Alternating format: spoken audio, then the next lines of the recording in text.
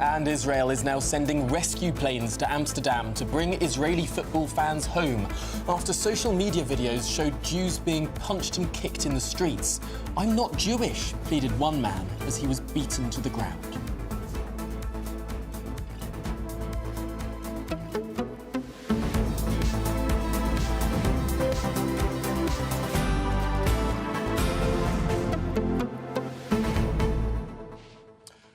Well, it's now been 3 days for the world to acclimatise to a new geopolitical reality, a second Trump presidency. But the UK seems to be scrambling to try and find its own position. Yes, it's interesting, isn't it? Because David Lammy has so far refused to take back his comments. He obviously meant them at the time. I think that's sure he said to a broadcaster, "It's old news. It's old news what I said. You know, we're going to move forward with this relationship." But the problem is, how damaging are those comments? And will David Lammy, we need him, we need the government to have a good relationship with Donald Trump, obviously, particularly with this massive question of tariffs. Is he the right messenger, Tom? I wonder if it goes wider than Lammy, because you've also got in Keir Starmer, a man who has been criticised pretty ruthlessly throughout the course of the summer by Elon Musk. And Elon Musk, of course, has the ear of Donald Trump as well. I mean, it seems like Elon Musk has a real personal vendetta against Keir Starmer. And then you throw into the mix the fact that the Labour Party sent its own activists to campaign for Kamala Harris against Donald Trump. And you start to worry that actually, hang on, is the UK going to get any sort of preferential treatment in this new tariff regime at all? Or are we going to be, to coin a phrase, the back of the queue? Well, I hope they don't punish us. Perhaps Nigel Farage can help smooth things over, seeing as they're best mates, you know? Well, maybe. that would take some magnanimity from the Prime Minister. Not sure that'll happen. I mean, there's barely any cabinet minister currently, Labour cabinet minister, who hasn't said something quite extreme about Trump in the past. Ed Miliband, Yvette Cooper, Keir Starmer's wife was out on one of those anti-Donald Trump protests, you know. Anyway. It's a worrying situation, but we're going to be across it throughout the show. That and more, of course, but do get in touch with your thoughts. gbnews.com/your say is the way to get involved. All to come after your headlines with Tatiana Sanchez.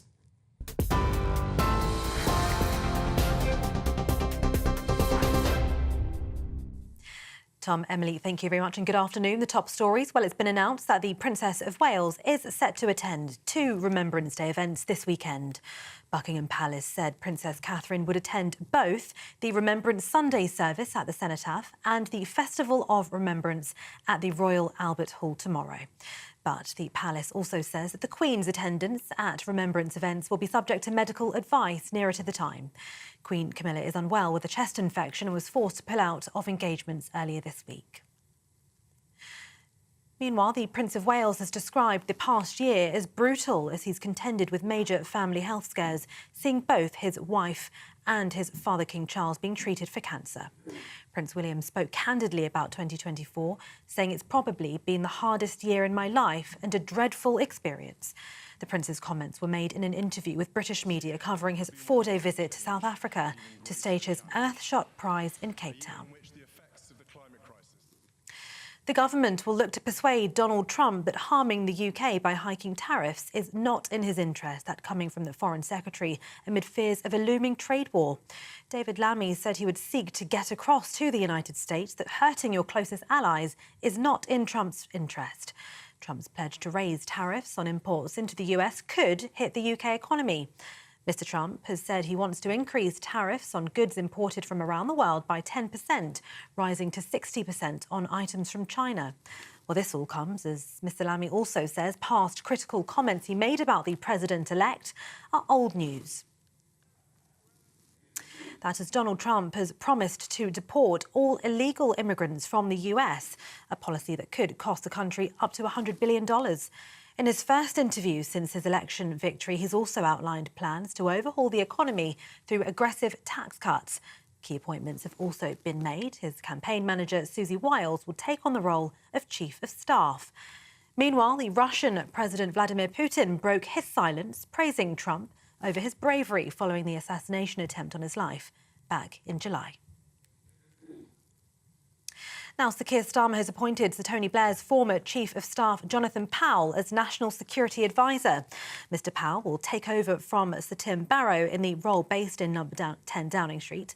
The Prime Minister says his experience in helping to negotiate the Good Friday Agreement and working on, he said, some of the world's most complex conflicts meant he was uniquely qualified to advise the government on global challenges. Elsewhere, Dutch authorities have launched an independent investigation into an incident on the streets of Amsterdam which saw Israeli football fans attacked when they were leaving their Europa League match between Ajax and Maccabi Tel Aviv. Now, this incident has resulted in Israel's Prime Minister Benjamin Netanyahu deploying 2 rescue planes to bring his citizens home immediately. The public prosecutor now says that 62 arrests have been made. The Dutch Prime Minister condemned the anti-Semitic attacks. Israeli football fans say the police arrived on the scene too late. They came really late. They came too late. They came when a lot of people were already hurted, injured. Some of them probably go to the hospital. I don't know if they 100 show information. 3 people have been arrested in connection with the death of One Direction star Liam Payne. The singer died after falling from a 3rd-floor balcony in Argentina nearly a month ago. The public prosecutor's office in Argentina said 3 people had been charged with abandonment of a person followed by death and supply and facilitation of narcotics in connection to his death. Payne had traces of alcohol, cocaine and prescription antidepressants in his system when he died, according to authorities. Prosecutors have also said those charged are someone who was close to Payne, a hotel employee and a suspected drug dealer. In other news, Sir Keir Starmer has pledged £3.5 million in support for veterans facing homelessness. The funding will go to the Reducing Veterans Homelessness programme, which provides specialist support for employment and independent living for veterans experiencing or at risk of homelessness. Well, announcing that funding boost, Sir Keir Starmer said veterans represent the very best of our country and we must honour their sacrifices. And finally, parents could one day be able to buy NHS-branded baby formula at a lower cost than those offered by existing manufacturers as part of an effort to stop companies overcharging. The Competition and Markets Authority said the baby formula market, which makes up about 85% of sales, needs shaking up. They also say there are limited incentives for the industry to compete on price, and parents have suffered the consequences. And those are the latest GB News headlines for now. I'm Tatiana Sanchez. More from me in half an hour.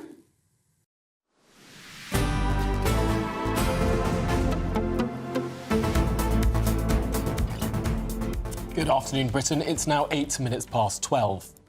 The UK Foreign Secretary, David Lammy, has warned Donald Trump that increasing tariffs could negatively impact US allies like the UK and may not benefit America in the long run. Yes, so Trump plans to raise tariffs to support US industries and jobs in America. Now, Lammy stated that UK will seek exemptions, arguing that harming allies is not in America's best interest. Well, we're joined now by the Deputy Editor of The Spectator, Freddie Gray. Freddie, this is a tricky issue for the United Kingdom.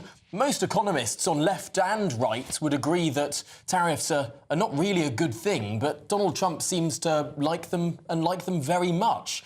Is it really possible to think that the UK might be able to avoid this new global tariff regime that America may well be hurtling towards? I think it's entirely possible. Donald Trump likes making concessions to people. He likes tariffs a lot, but the thing he likes even more than tariffs is doing deals with people. And that means as president, that means doing deals with individual countries. Britain had a great opportunity in 2016 after Brexit, after Trump was first elected, to sort of take advantage of his enthusiasm for Britain and his willingness to talk to Britain to make a very, very beautiful free trade deal, et cetera, et cetera. Of course, Trump never gives away anything that he doesn't need to give away, but the British government just didn't really take advantage of that opportunity. The worry now is that a Labour government is even less likely to take advantage of that opportunity. David Lammy is going to try and seek concessions, but the Labour Party also has to consider the fact that it wants to do this European reset. Could we strike a special deal with America while doing the European reset and renegotiating our trade relations with Europe? That is an extremely difficult question for Labour to answer. And I think they're going to be a bit hamstrung between what they want to do with Europe and also what they want to do with China and what they're going to do about a Trump administration. I think the Labour Party is deeply unhappy that Kamala Harris didn't win. And we're going to see that in the next few weeks. Yes, I think that's a good point, whether they'll be forced by this sort of a difficult relationship with Donald Trump to shift their attention entirely towards the European Union. But, Freddie, we've all seen how David Lammy, in particular, has spoken about Donald Trump in the past. I mean, very extreme language, very over the top, something you'd expect from an angry, emotional teenager, I would say. All the insults. Well, do you think he's the right messenger to try and, barter on tariffs? I mean, he's clearly not. But you've got to feel a little bit sorry for him. I mean, I think earlier in the year, when the Labour Party thought Trump was going to beat Joe Biden, David Lammy made an effort to sort of ingratiate himself with Trump world.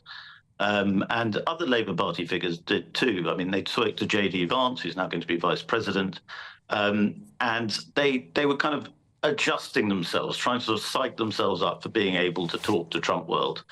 And then, of course, Kamala Harris came along and they suddenly got very excited and thought, oh, wait, she might win. Maybe we won't have to deal with these people that we actually fundamentally despise. And, of course, that's now out the window again. So they've got to go back to trying to suck up to people in Trump's orbit. It's very confusing for them. And I think, I mean, much as it's fun to kind of enjoy the schadenfreude of Lammy's past remarks and how silly he is, I think you've got to feel a little bit of pity for them because they're just in a terribly difficult position. And this is difficult. It should tug on the heartstrings of every Briton, really, because it's not just... I mean, if the Labour Party, if the government gets a bad deal, the country gets a bad deal. I suppose we should be thankful that Angela Rayner phoned up J.D. Vance and they had a little phone call earlier this week, sort of a congratulatory phone call. But I wonder, is it possible for the now Labour government to pick up off what was originally Liz Truss's negotiation with the Donald Trump White House over a free trade agreement? I understand there were various rounds of negotiation. This thing was pretty much not fully fleshed out, but you had a great deal of understanding of where the deal could land. And then, of course, Trump lost the election. Would it be possible to pick that trade deal work up where it left off? I think it would be. I think it will be much more difficult than a lot of people think. I mean, there's a lot of dreamy talk about Britain joining the USMCA, which is what used to be NAFTA. So we would be in a kind of free trade alliance with North America, Mexico, and Britain, obviously, too. So it would be, if that sort of thing happened, that would be extraordinary, mind-blowing. I don't think anybody who's in a position to deliver that thinks that's really going to happen anytime soon.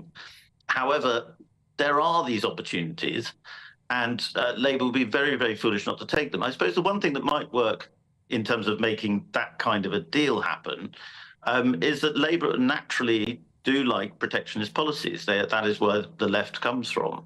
And there is a sort of growing acceptance that for kind of post-neoliberal, if you like that word, societies, industrial policy, protecting your own goods is a good thing. And Labour and Trump world might see eye to eye on that. Very interesting. I hope we're not at the back of the queue. Thank you very much, Freddie Gray, Deputy Editor of The Spectator. Great to have you on.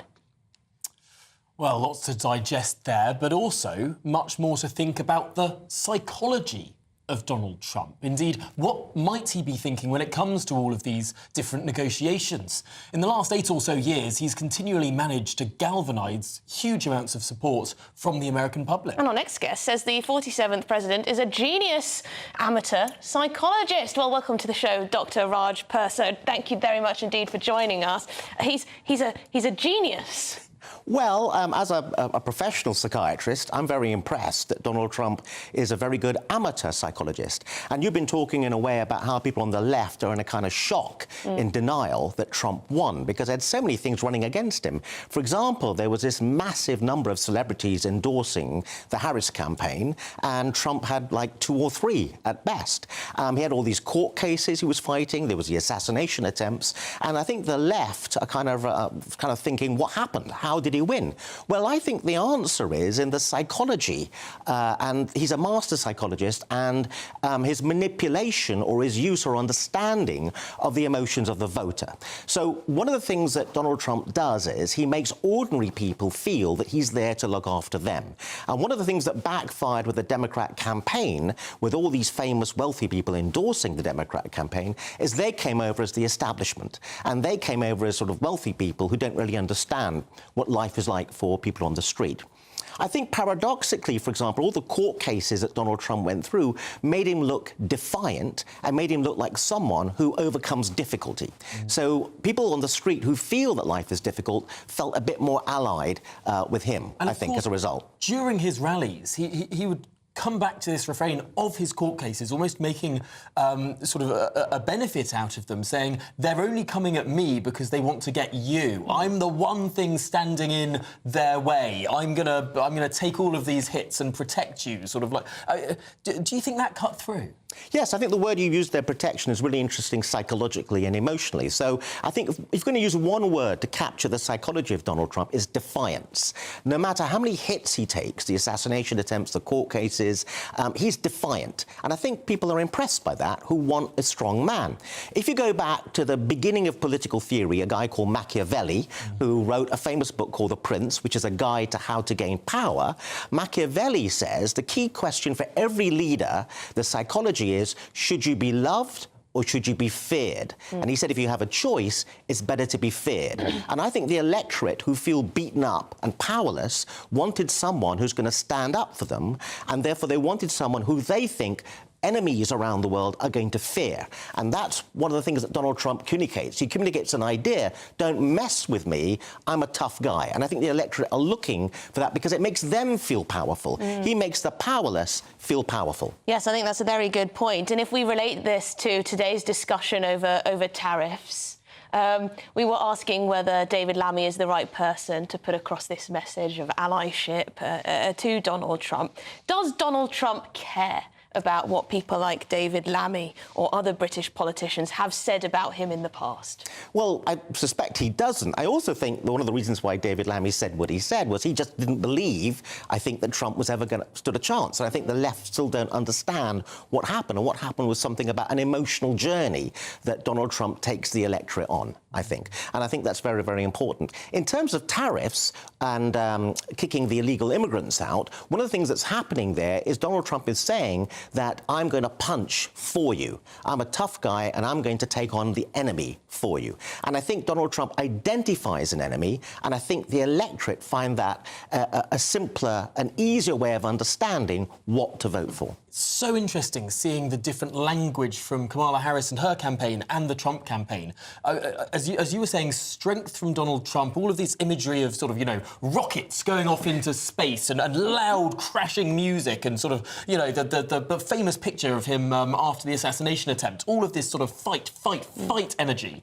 And then from Kamala Harris, all of her adverts, it's about love. She's hugging people, she's with children, she's with women, it's soft, gentle music in the background. It's two very different visions of America. And I like the fact you picked up on the fight thing just minutes or seconds after the assassin's bullet missed him, because it's really fascinating as a psychiatrist, because we believe that moment, because it was so unexpected, the electorate were really impressed with that because of the authenticity of it. You couldn't have scripted that. And what's really interesting about Donald Trump is he didn't appear scared, where the rest of us would have been. He appeared angry, right? And I think the electorate's angry. And I think they get a sense that he understands their anger and he's angry on their behalf. Is there a testosterone thing here as well? I mean, there has been a sense that...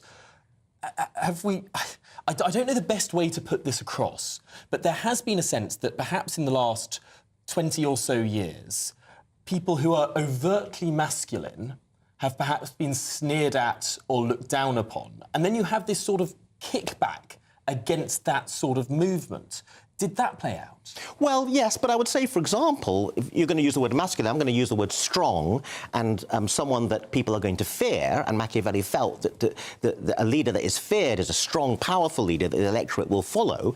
One of the most powerful and strong leaders that Britain's had is Margaret Thatcher, a woman, referred to as the Iron Lady. So she communicated a certain strength of character, which I think is irrelevant to whether you're a man or a woman. That can still come across. I think she was someone that was quite fearsome, and I think many of the male colleagues around her were a bit scared of her. Interesting. So if it had been a Trumpian-type woman, they may well have had exactly the same effect. Thank you very much. Very interesting to speak to you. Really great insight. Dr. Raj Persod, thank you very much indeed. Yes, I rather think that the first female president of the United States will probably be a Republican rather than a Democrat. Maybe, yes. Maybe. Well, this is Good Afternoon Britain on GB News. We've got lots more coming up on today's show. Yes, there has been chaos on the streets of Amsterdam as Israeli football fans are attacked after a match. At least 5 people are hospitalised and the government sends in rescue planes. We'll have the very latest with our security editor after this.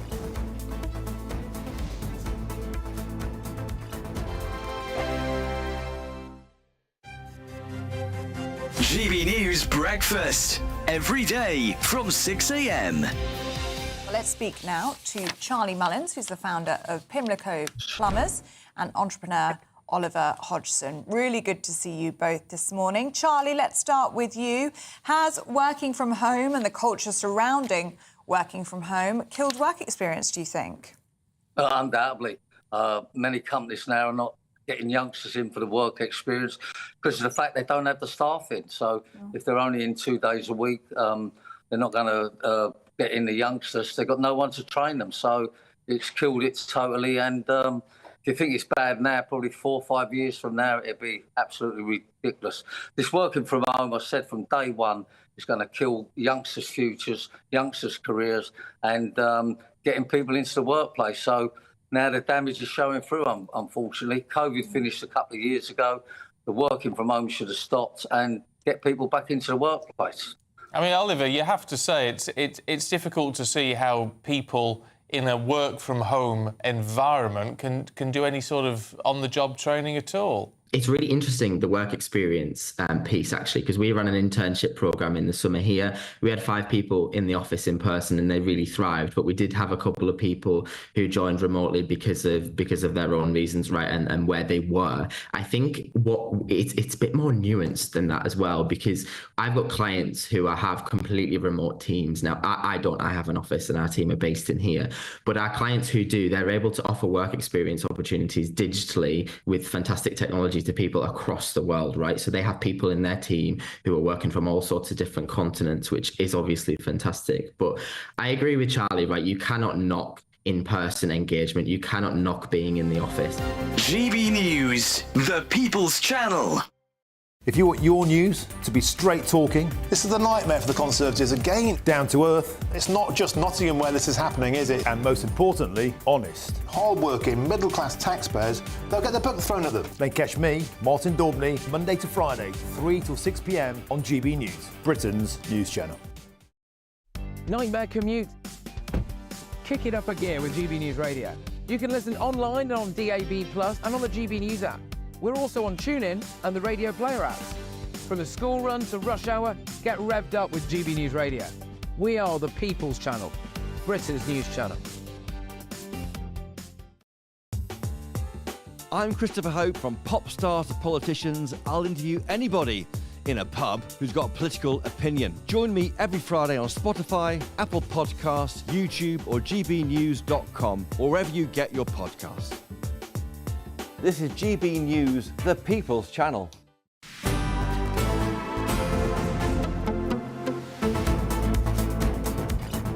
Good afternoon, Britain. It's 24 minutes past midday, and there was chaos on the streets of Amsterdam last night as Israeli football fans were attacked, leaving a match between Ajax and Maccabi Tel Aviv. Yes, the attack has been described as an anti-Semitic pogrom by Israel's President Isaac Herzog, and European Commission President Ursula von der Leyen has said she is outraged by what she's seen.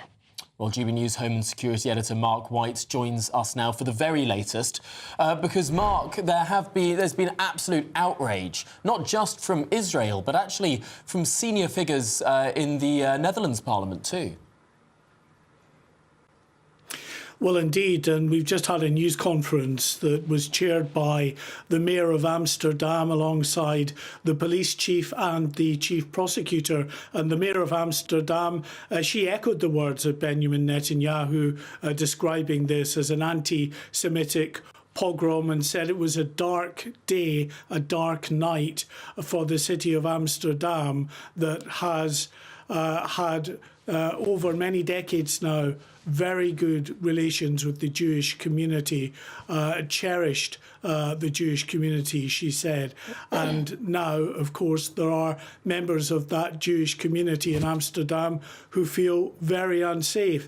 What the mayor and the police chief said was that it was very difficult in terms of a policing operation to be able to get on top of, because you had large groups of pro-Palestinian protesters using scooters to hunt down Maccabi Tel Aviv supporters. So they were on these scooters, shooting up back streets, hunting down anyone that looked like a Maccabi Tel Aviv supporter, then surrounding them, kicking them to the ground. Some were thrown into the canals. One person at least was run over by a vehicle as well. We're told that 5 people required hospital treatment. At least 30 others suffered minor injuries, many of them treated by staff in local hotels in which they fled into. Now, we just had some details through from my colleague Charlie Peters, who's been speaking to one of those Maccabi Tel Aviv supporters, a chap called Ido, about the situation that he experienced last night as the worst of the violence unfolded. And some of the quotes are really quite startling from this young man. He said, "I went on the train back to the centre of the city, and then when we got out, hundreds of pro-Palestinians attacked us." He said, "It wasn't because of our football club. They shouted Jews, Jews, Jews, and started attacking us. All of us were targeted. People ran for their lives and they followed us to our hotels and tried to attack the Maccabi fans there." Now, Ido says that they reached out to the police, but the police were just so inundated with calls from other supporters who were in desperate need of help, and because they were happening in multiple locations, it was very difficult indeed to get on top of that situation. There will be an official inquiry into how this event was policed, because Maccabi Tel Aviv fans themselves are considered low risk. They are not a group, a subset of fans that are believed to be high risk in terms of causing trouble and violence.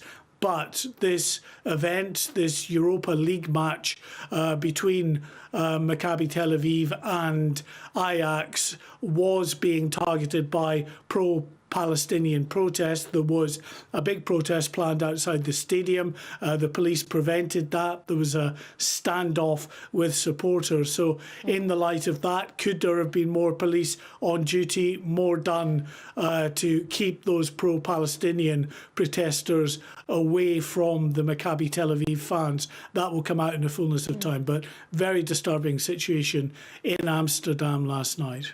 Yes, indeed, Mark. Thank you for describing it for us. Do we know if there was a specific moment that sort of sent off worked as a catalyst for this, or was it just the mere existence of Israeli fans in Amsterdam at the same time as there were pro-Palestinian voices, people? I think it was building throughout the evening from what we could gather from the officials at that news conference. So, as I say, there was this planned protest. The pro-Palestinian protesters were out in force. The Maccabi Tel Aviv fans, as they were going to the stadium, there was a couple of incidents in which a Palestinian flag was seized and burned. There was a taxi that was damaged as well, we're told, by the Maccabi Tel Aviv fans.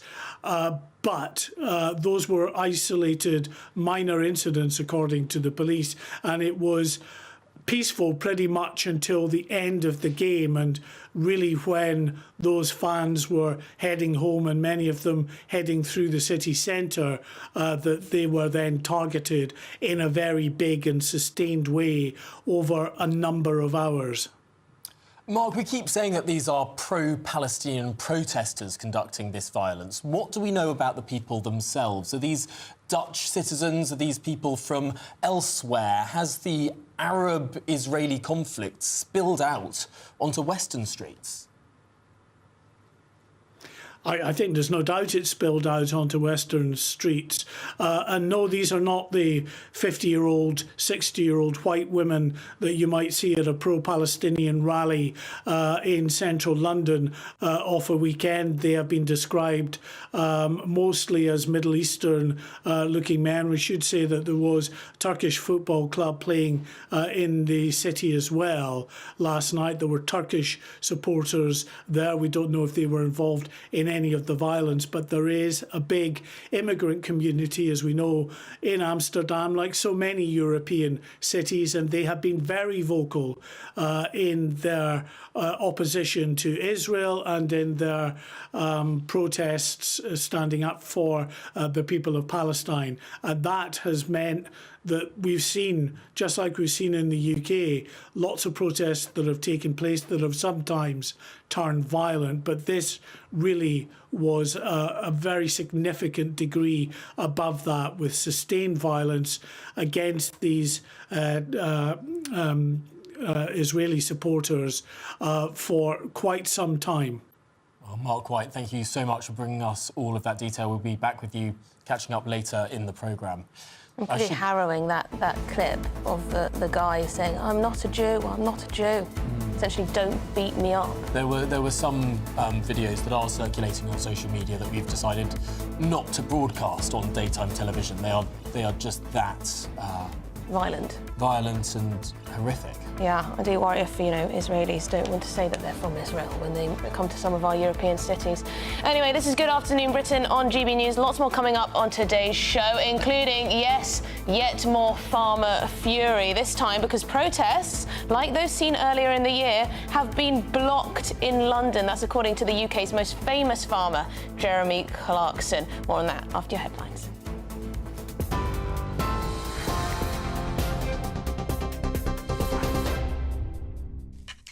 Emily, thank you. The top stories. Well, it's been announced that the Princess of Wales is set to attend 2 Remembrance Day events this weekend.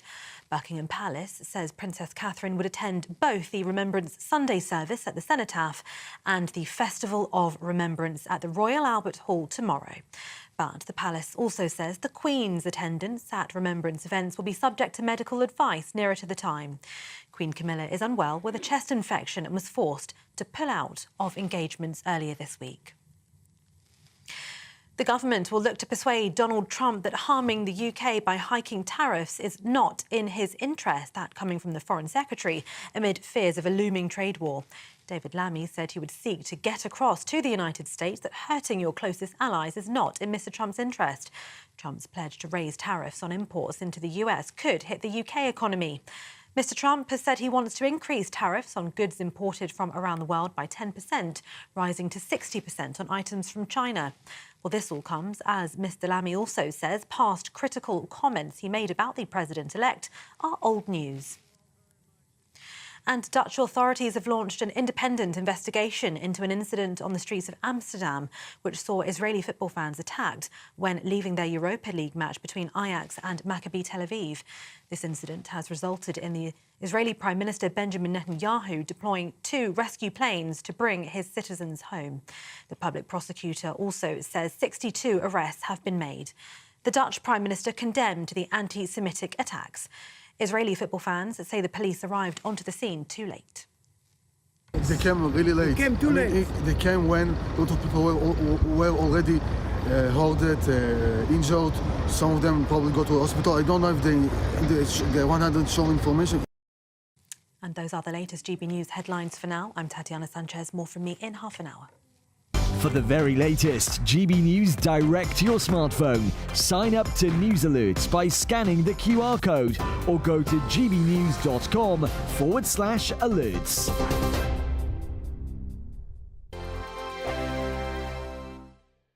Hello, time for your latest weather update from the Met Office here on GB News. The weather all week has been pretty much dry and cloudy. Today, more of the same. Sunny, colder feel out there, and again, it'll be northern Scotland that does see some of the sunniest skies. High pressure is sitting just to the east, keeping the weather fronts at bay. Now, they're going to make a bit more progress as we go through the weekends, but generally staying out west for today. In the southwest, though, the cloud is thick enough for some drizzly conditions, parts of Somerset, Cornwall and Devon in particular. Elsewhere, most places dry but fairly drab. Some breaks in the cloud over northwest England, North Wales and particularly northern Scotland.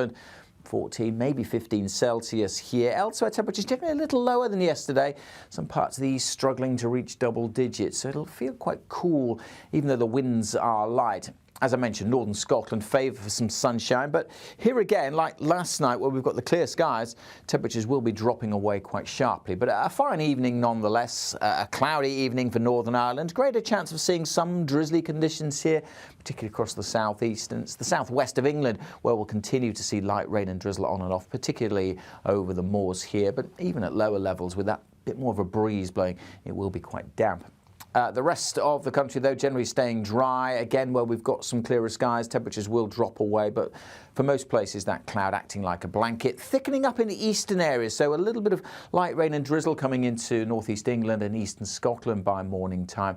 With the clearer skies across northern Scotland, a touch of frost is possible in sheltered glens. But most of us start the weekend at 6 or 7 degrees, if not a touch warmer. It's more of the same tomorrow, by and large. The main difference will be these eastern counties of England and Scotland, where there will be some rain and drizzle. That's going to feel quite dreary, quite dank, and again some drizzly conditions in the west. Most places, again, just dry and cloudy, but temperatures only 8 or 9 Celsius for many, so feeling chilly. The latest GB News travel. In Greater Manchester, on the anti-clockwise side of the M60, all lanes have just reopened on the exit slip road at junction 8 for Carrington. An earlier vehicle had a tyre changed and a lane closure was in place. Slow, however, for the southbound side of the A1M for West Yorkshire. All traffic is being temporarily held to an accident between Boston Spa at 45 through to York at 44. Heading to Gloucestershire and Edge, the A4 173, that is partially blocked and slow. It's to a fallen tree between Back Edge Lane and Jenkins Lane. St Philip's Causeway in Lawrence Hill in Bristol, the A4230, there's a lane closure there to a broken down vehicle just near to Days Road. A55 in Conwy, all cleared. Doigabalchi to Conwy Morfa, an earlier broken down vehicle, all removed and vehicles are trouble free there now. So that's your very latest travel news. You can stay up to date throughout the day by visiting our website gbnews.com.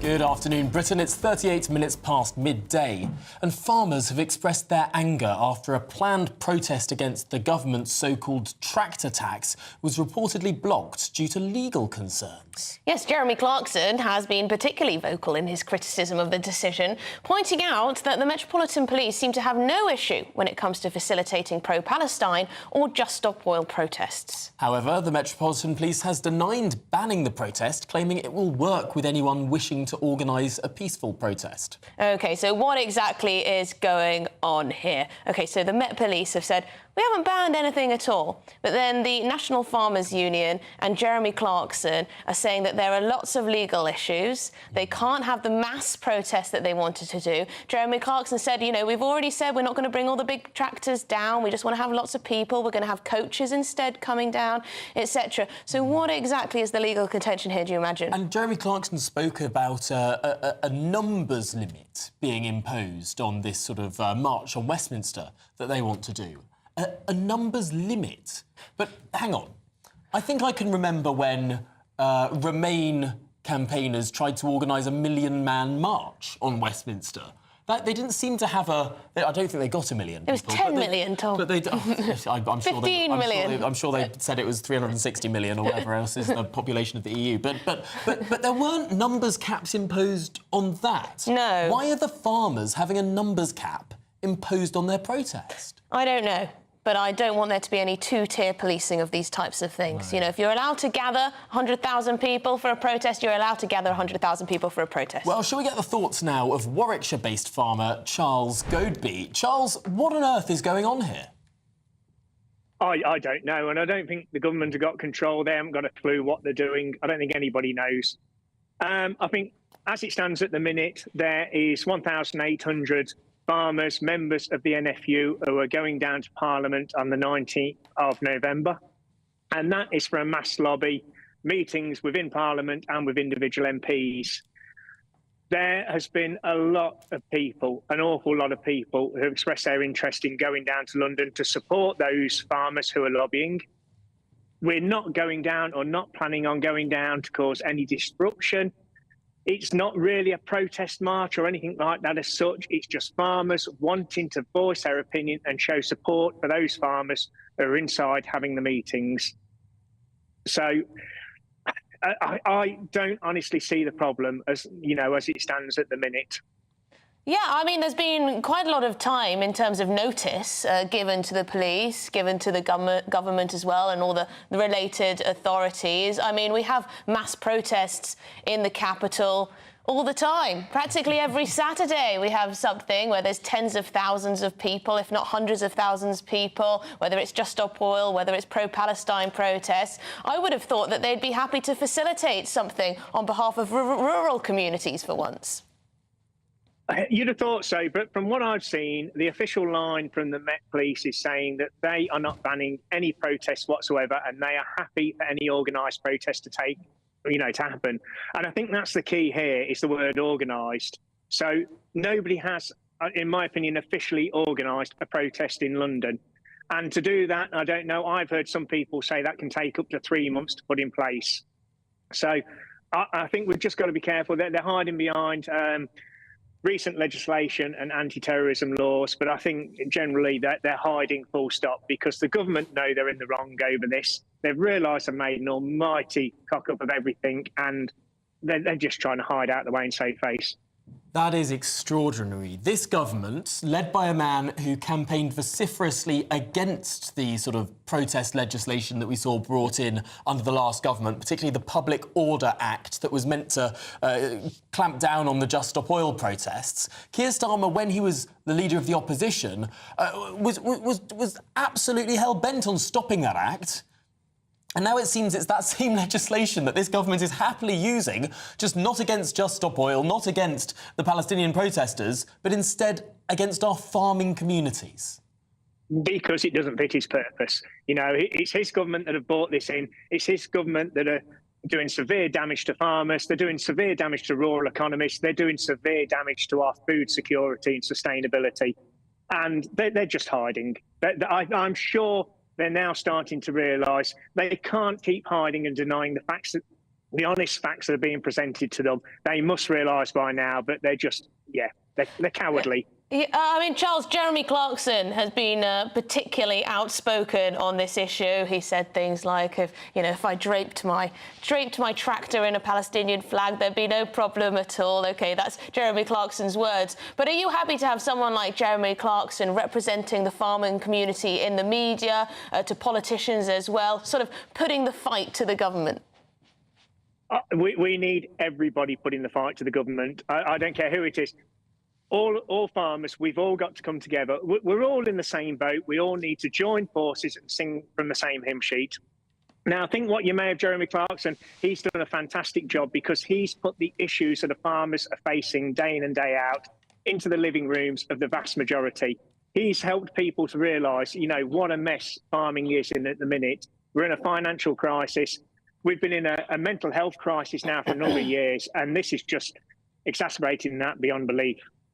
It is extraordinary to learn all of the different hurdles that are put in front of you. I mean, if you want to lay a farm track, the amount of paperwork and authority and approvals and politics, the amount of politics that farmers have to go through just to do things with their own land. I am forever astonished by the hurdles we place in front of you just for trying to do your job.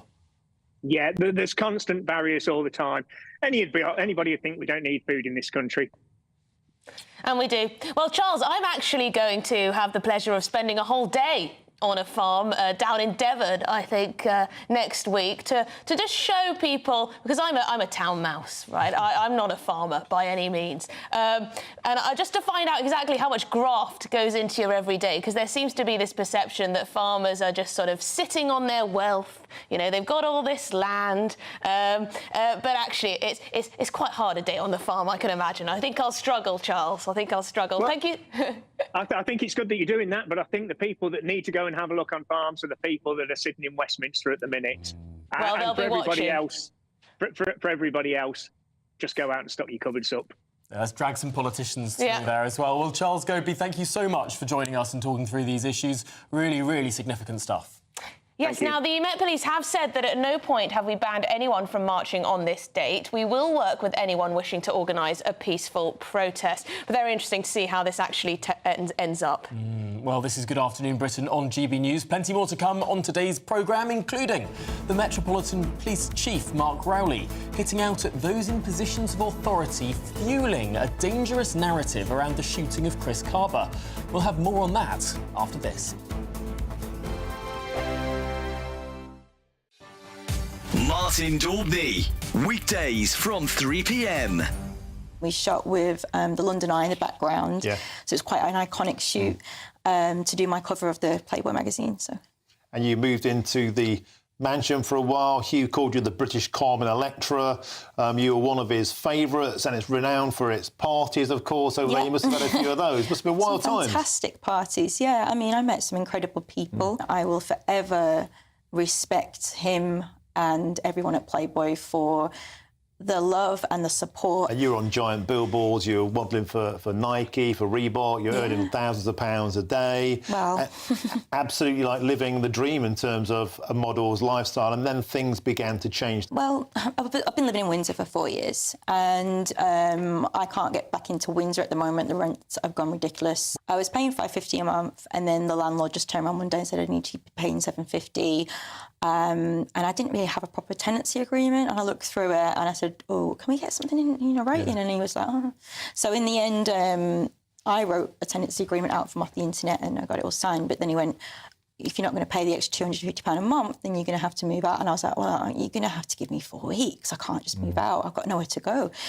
And I think he thought he could just throw me out there and then. And he said, I've got someone that's going to move in that's going to pay £700-800 a month. So I went and got the 10, and I thought maybe this will be the way I can go for a few months or so, you know, and it was still summer a few months back when I became homeless. So, you know, I got the tent and I got all the cooking equipment and what have you from the money I got from some of the jobs I did. And I thought, you know what, I'm gonna go and be a free spirit for a bit, and I'm gonna have to just do my own thing. And you know what, it was the biggest mental relief to be able to have my own space. I mean, that was so liberating, absolutely. GB News, the People's Channel. Hi there, I'm Michelle Dewberry, and I'm going to take a second to tell you all about my show, Dubes & Co. We start off with the issues of the day. We then bring in both sides of the arguments. We get rid of the disrespect, and then you throw me into the mix. And trust me, I'll tell it exactly how it is. And then, of course, the magic ingredient, you at home. We mix it all together, and what have we got? In my opinion, the best debate show in town. Monday to Friday, 6 till 7 on GB News, Britain's news channel. Why go out on a Friday night when Friday night comes straight to your home? Talking about? Join me and my A-team of top pundits. Chemistry tonight is electric. As we tackle the big stories of the day with wit, insight and fearless energy. Man of the people. It's all vibe. Just a filing cabinet on wheels with a tie on. So, order in Friday Night Live with me, Mark Dolan, every Friday at 8, only on GB News, the People's Channel, Britain's news channel.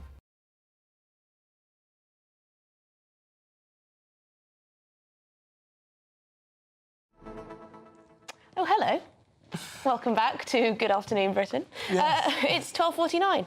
Now, the Metropolitan Police Commissioner, Sir Mark Rowley, has criticised the so-called dangerous narratives surrounding the police shooting of Chris Kaba, emphasising that online discussions often focused on Kaba's ethnicity. Well, he warned that such commentary could undermine justice, as it was based on rumours rather than evidence presented in court.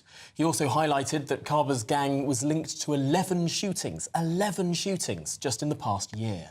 OK, well, let's get the thoughts of retired Scotland Yard detective Mike Neville. Mike, what point do you think he's trying to make here?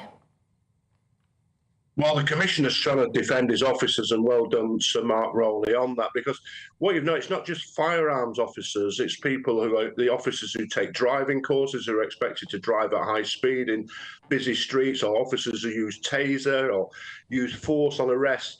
Officers feel that they should be scrutinised what they do, but it's an unfair level of scrutiny that they face. And I think the Kaba case really is a problem, because we've got all these left-wing politicians who view everything through the prism of race.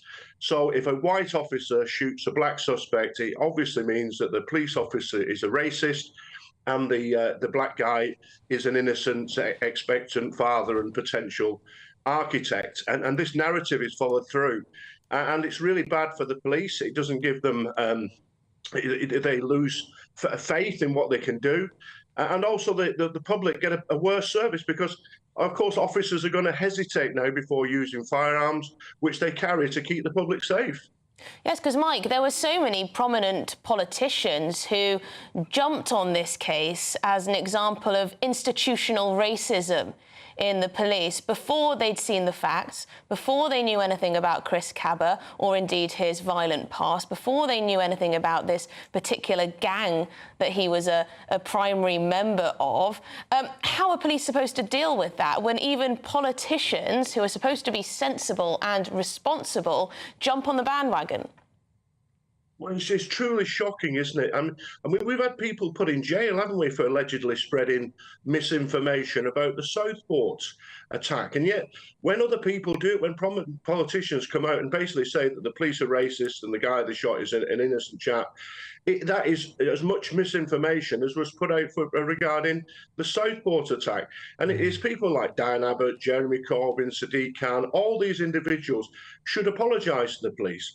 And they should appreciate that the officers who have to make these terrible decisions, can you imagine being the officer who has a split second to make that decision? And then it's the decision he made in a split second. Lawyers and activists pour over that for months and years. You know, something that happened in a fraction of a second.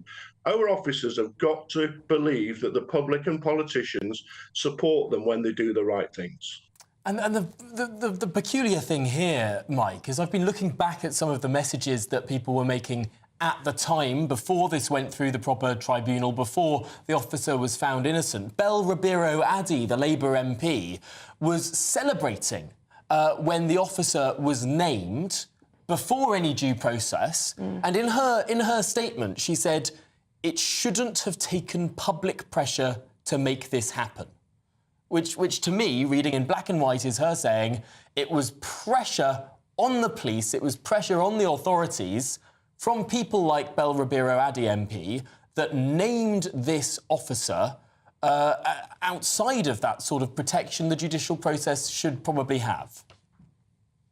And it's continual. So if you look at the decision to charge by the Independent Office for Police Conduct, the man responsible there, Sal Nazim, has admitted that there was, there's a real pressure. He felt real pressure. There might be a riot if they didn't charge him. This is a man who's got no investigative experience whatsoever and has made his entire career on finding allegations of racism. So another person looking through this, everything through the prism of race. And what this means is that the black community in particular will be put at risk by this, because we know that most young black men are killed by other young black men. And if the police are not stopping and searching, they're not targeting the right suspects because they step back, they don't feel confident, they hesitate, then ultimately it will be the black community who suffers the most. Well, thank you very much indeed, Mike Neville, retired Scotland Yard detective. Great to have you on. We're going to be speaking to Susan Hall, actually, who's been questioning. Susan Hall, what exactly is her position? She's an Assembly member of the London Assembly, but she was the Tory candidate for Mayor of London. She was indeed, and she was asking Sadiq Khan multiple times in the London Assembly to apologise to Martin Blake, the sergeant, over the shooting of Chris Kaba. So we're going to get her perspective on all of that. Sadiq Khan refused to apologise. Well, that's to come, of course, after your weather forecast.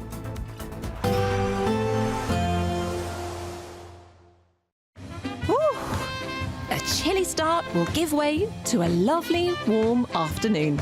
But Boxed heat pumps, sponsors of weather on GB News. Hello, time for your latest weather update from the Met Office here on GB News. The weather all week has been pretty much dry and cloudy. Today, more of the same. Sunny, colder feel out there. And again, it'll be northern Scotland that does see some of the sunniest skies. High pressure is sitting just to the east, keeping the weather fronts at bay. Now, they're going to make a bit more progress as we go through the weekends, but generally staying out west for today. In the southwest, though, the cloud is thick enough for some drizzly conditions. Parts of Somerset, Cornwall and Devon in particular. Elsewhere, most places dry but fairly drab. Some breaks in the cloud over northwest England, North Wales and particularly northern Scotland. 14, maybe 15 Celsius here. Elsewhere, temperatures definitely a little lower than yesterday. Some parts of the east struggling to reach double digits, so it'll feel quite cool, even though the winds are light.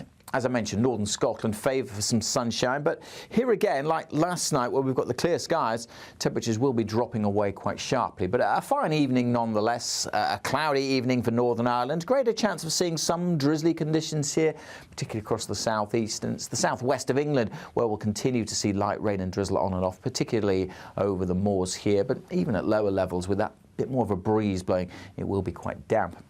The rest of the country, though, generally staying dry. Again, where we've got some clearer skies, temperatures will drop away. But for most places, that cloud acting like a blanket, thickening up in the eastern areas. So a little bit of light rain and drizzle coming into northeast England and eastern Scotland by morning time. With the clearer skies across northern Scotland, a touch of frost is possible in sheltered glens. But most of us start the weekend at 6 or 7 degrees, if not a touch warmer. It's more of the same tomorrow, by and large. The main difference will be these eastern counties of England and Scotland, where there will be some rain and drizzle. That's going to feel quite dreary, quite dank, and again some drizzly conditions in the west. Most places, again, just dry and cloudy, but temperatures only 8 or 9 Celsius for many, so feeling chilly. We can expect clear skies, leading to a light and warm day ahead. Lovely. Boxed Solar, sponsors of weather on GB News. You could win Christmas on us this year. There's cash, £20,025 in tax-free cash to make your new year go with a bang. There's also £5,000 to spend on all the gifts. We've also got Christmas lunch for you, with £500 in vouchers to spend at your favourite supermarket. And finally, a festive GB News goodie bag. For another chance to win, call 0903 681 3232. Calls cost £2 plus your network access charge. Text cash to 63232. One entry costs £2 plus one standard network rate message, or text bonus to 63232. 5 entries cost £5 plus one standard network rate message. You can enter online at gbnews.com/win. Entries start from just £2, or post your name and number to GB09 PO Box 8690 Derby DE1 9TT. UK only. Entrance must be 18 or over. Lines close at 6 p.m. on the 22nd of November. Please check the closing time if listening or watching on demand. Good luck. GB News Breakfast. Every day from 6 a.m. Young adults spend a few years living away from home at university, those who go to university, but many then have no choice but to move back in with their parents because of the rising cost of renting.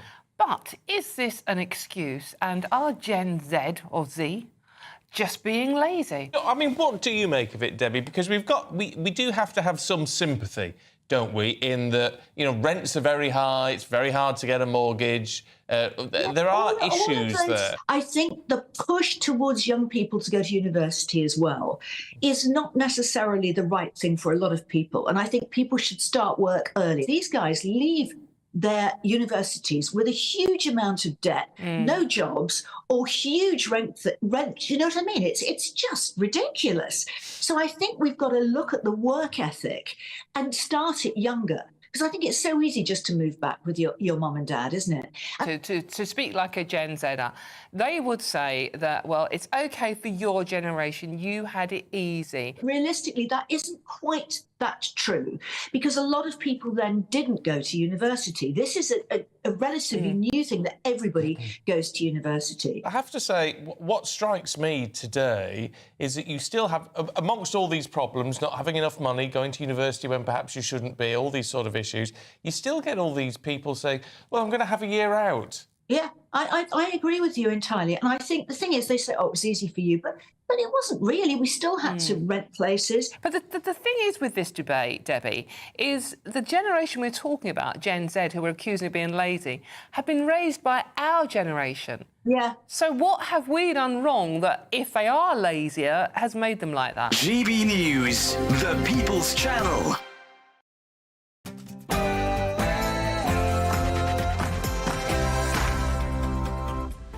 Good afternoon, Britain. It's 1 o'clock on Friday, the 8th of November. I'm Emily Carver. And I'm Tom Harwood. David Lammy warns against tariff plans as Vladimir Putin commences a charm offensive. We'll have the very latest reaction as Trump gears up for a second term in office. And petrol-head turned farmer Jeremy Clarkson is fuming. Legal issues have blocked his and fellow farmers' planned protests to save the family farm. Authorities have placed legal limits on the numbers allowed to attend. Perhaps if I had my tractor in a Palestinian flag, it would be different, said Clarkson. And chaos in Amsterdam as social media videos go viral showing Jewish people being punched and kicked in the streets. I'm not Jewish, pleaded one man as he was beaten to the ground.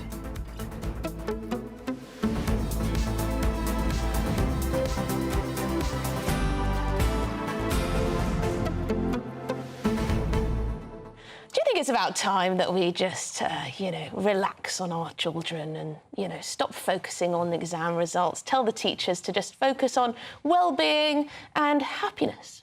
Well, these are the views of the Education Secretary, Bridget Phillipson, who said that perhaps there's been too much emphasis on work in schools. Tunnel vision. And that actually everything should be more holistic, a bit more wishy-washy. It's almost as if she wants to undo Michael Gove's reforms from the start of the last decade. Those reforms that coincidentally went along with English schools rising up in the PISA rankings while Scottish, Welsh and Northern Ireland schools sort of stalled. I'm sure that was all a coincidence, nothing at all. That's reading, writing, maths, yes, that sort of thing. I'm sure that was all a coincidence, those climbing in the rankings. Nothing at all to do with the focus on exams and work and graft that were brought in. I'm sure the two are completely unrelated. I see. Is Bridget Phillipson a teacher by trade? She's a politician. So why would teachers who understand their pupils and understand how important it is for pupils to succeed in their exams so they have options. We all understand exams in the whole grand scheme of things are not the be-all and end-all, but they provide children, particularly children who come from deprived backgrounds, a real chance to get on in life. Why would you not want teachers to focus on exams? You may as well just get rid of exams. That is something that Bridget Phillipson could do if she wanted to. She could just scrap them all. It's so irritating, particularly because children from wealthy backgrounds will go to schools that don't have to listen to what Bridget Phillipson says. 7% of kids, let's face it, probably the wealthiest 7%, are going to schools that focus on reading, on writing and on arithmetic, that do have an exam culture, that do focus on these things. Now, Michael Gove brought those opportunities to many, many more children in the last decade and a half. I find it extraordinary if we're going to move back on that, if children who come from disadvantaged backgrounds are not going to get the same opportunities now that children who go to private schools get. Yeah, she wants to promote collaboration rather than competition. Well, I'm sorry, really Bridget Phillipson. We need a bit of competition. I like a bit of competition. It's not medals for everyone, is it, Tom? No. Anyway, we're going to have the debate because we have two very different views on this. But get your thoughts in, gbnews.com/your say. But it is time for your headlines with Tatiana.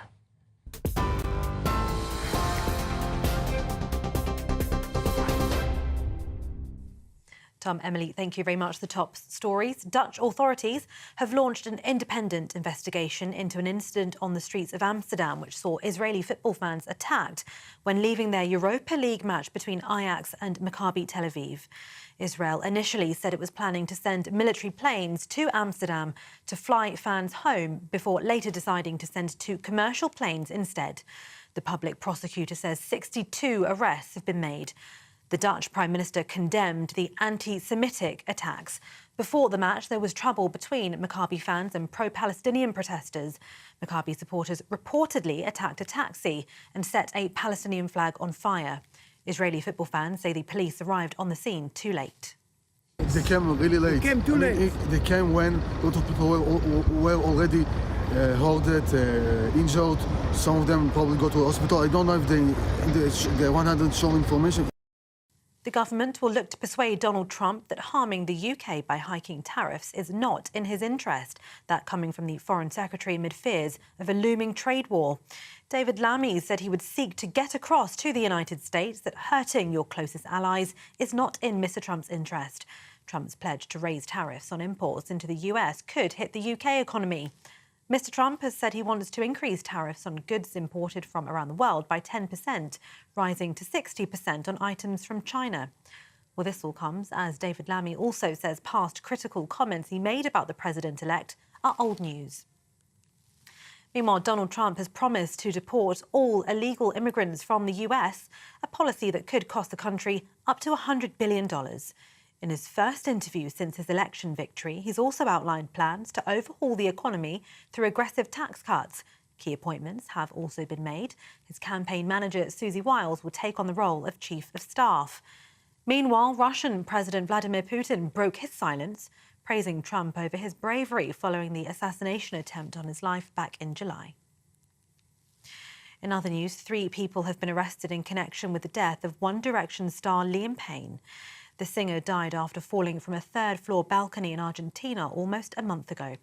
The public prosecutor's office in Argentina said 3 people had been charged with abandonment of a person followed by death and supply and facilitation of narcotics in connection to his death. Payne had traces of alcohol, cocaine and prescription antidepressants in his system when he died, according to authorities. Prosecutors have said those charged are someone who was close to Payne, a hotel employee and a suspected drug dealer. It's been announced that the Princess of Wales is set to attend 2 Remembrance Day events this weekend. Buckingham Palace said Princess Catherine would attend both the Remembrance Sunday service at the Cenotaph and the Festival of Remembrance at the Royal Albert Hall tomorrow. But the Buckingham Palace also says that the Queen's attendance at Remembrance events will be subject to medical advice nearer to the time. Queen Camilla is unwell with a chest infection and she was forced to pull out of engagements earlier this week. Well, that as the Prince of Wales has described the past year as brutal as he's contended with major family health scares, seeing both his wife and his father, King Charles, being treated for cancer. Prince William spoke candidly about 2024, saying it's probably been the hardest year in my life and a dreadful experience. The Prince's comments were made in an interview with British media covering his 4-day visit to South Africa to stage his Earthshot Prize in Cape Town. Sir Keir Starmer has pledged £3.5 million in support for veterans facing homelessness. The funding will go to the Reducing Veteran Homelessness programme, which provides specialist support for employment and independent living for veterans experiencing or at risk of homelessness. Announcing the funding boost, Sir Keir said veterans represent the very best of our country and we must honour their sacrifices. And parents could one day be able to buy NHS-branded baby formula at a lower cost than those offered by existing manufacturers as part of an effort to stop companies overcharging. The Competition and Markets Authority says the baby formula market, which make up about 85% of sales, needs shaking up. They also say there are limited incentives for the industry to compete on price, and parents have suffered the consequences. And those are the latest GB News headlines for now. I'm Tatiana Sanchez. More from me in half an hour.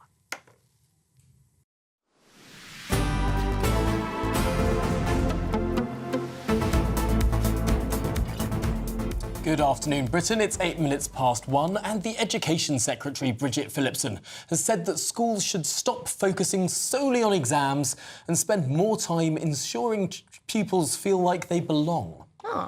She added that whilst good exam results do open important doors to opportunity for young people, schools are doomed to fail if they focus on A stars alone. She went on to say that we should collaborate rather than compete. Oh, good. So do we focus too much on exam results in this country, or indeed perhaps not enough? Well, to debate this, we're joined by former Apprentice contestant Ryan Mark Parsons, who believes we do focus too much on exams, and the chair of the Campaign for Real Education, Chris McGovern, who believes the Education Secretary's comments are simplistic and unhelpful. OK, Ryan Mark, we'll start with you. So we spend too much time concentrating on exams, do we? Yeah, I think so. I think we should stop being so closed-minded and look to other options. I think there's plenty of alternatives than just focusing on exams. I just remember when I was at school, and obviously when I was doing my A-levels, it was 2 years of education, and just knowing that there was 1 or 2 days or however long it took for the exams to take place. And that was just a snapshot assessment of 2 years of education I thought was particularly unfair. And I'm not anti-competition. I think we should foster a competitive spirit from an early age at school. But I think we can look at other options, maybe continuous assessment, similar to what they did during the COVID pandemic, where they couldn't take exams. So students were assessed over a period of time. I don't think that was necessarily a bad idea. And even when it comes to mitigating anxiety and stress, the ONS found in 2021 that children aged 5 to 16, 1 in 6, were experiencing anxiety and stress exacerbated by academic pressures. So I think in order to maybe ease that stress of young people, we could look at other options where they're assessed longitudinally instead of just on 1 or 2 days, where you could be having a really terrible day, like I had, and I got a bad exam result. So I think maybe just broaden horizons. Oh, is this about you, Ryan Mark? Is this about you more than you know, the general student? You didn't like exams, so therefore you don't think they're that worthwhile? No, I'm just being empathetic. You know, I've got a very kind heart, and I'm just thinking about other students that might be suffering on one particular day when their exam is taking place. And I think it's unfair to just assess them on that one day alone. OK, let's throw this over to Chris McGovern, chair of the Campaign for Real Education. Chris, what do you make of this idea that exams actually are just a snapshot, not a rounded view of a student, and we should do continuous assessment instead? Well, look, I've taught for 35 years. I've taught in large comprehensive schools. I've taught in private sector as well, quite posh schools. In my experience, many children like taking exams, and actually they're not just a snapshot because they're the accumulation of several years teaching. And, you know, I don't think Bridget Phillipson, the Education Secretary, has much understanding of schools. The fact is schools don't just focus on exams. They do other things. At the moment, they're promoting the woke curriculum, and a big time they're doing that. So I don't think there's an under-focus on, an over-focus on exams. But I do agree with my colleague there, Mike, that when we closed schools down during COVID, we had the best results ever. You know, the exam results went through the roof. Now, you can take what you want from that, but what we do now, close the schools, you get the best results. So you can't actually trust the schools and what the schools say. If I was advising Bridget Phillipson, the Education Secretary, what I would say to her is, in the upper secondary sector, we need different pathways. We need a vocational pathway as well as an academic. That's what makes children happy. When I was a head teacher, I used to tell children the old Buddhist truism that what makes you happy is not having what you want, it's wanting what you have. There's an element of truth in that, I think, and I used to promote that. But we should always expect the best from markets, raise the bar, not lower it, because already, although I advise Michael Gove and other governments, already we're falling further behind the Asia Pacific. So we've got to raise the bar, not lower it. Children actually love pressure. A lot of them love it, and they love competition. Yeah, it's something to work towards, isn't it, Chris? But Ryan Mark, how are we supposed to compete with the likes of China? You know, they have their children studying all day, getting ready for exams, dealing with that competition, dealing with the stress. How are we supposed to compete if we're just not supposed to be focusing too much on the old exams? Well, I think if we look to examples abroad, maybe not China, but Finland, which actually has some amazing results from their schools, an incredible education system, they actually don't take exams in the same way that we do, and they push it right to the end of schooling before they even ask students to take any kind of exams. And I think about when I was at school, I actually think the exam system is inherently flawed. When I was doing my A-level French, it was pretty much just a regurgitation of whatever the teacher was telling me to say or to write. And I actually, I can't speak French now. I can only reiterate my French speaking exam and saying, you know, in French, how to lose weight. And that's it. You know, I don't know any French. And it was just for the exam. And I just thought, what use is that? What benefit is that? I think we should be gearing towards a study and exams where they actually prepare students for something that could be useful instead of just copying and pasting and reiterating whatever your teacher has to say. Chris, this is a point, is it not, that a lot of the exams, particularly perhaps more at the GCSE level than the A-level level, to use level far too many times in that sentence, they are just hoop-jumping exercises for many people, particularly language exams. People don't come out with an understanding of the language with any sort of fluency. It's rote learning, it's parroting. Look, can I first nail the myth of Finland? Finland is in a crisis. Their education system's in decline because they started to move more to this child-centred approach. So they are falling pretty rapidly in the international test. It's in crisis now.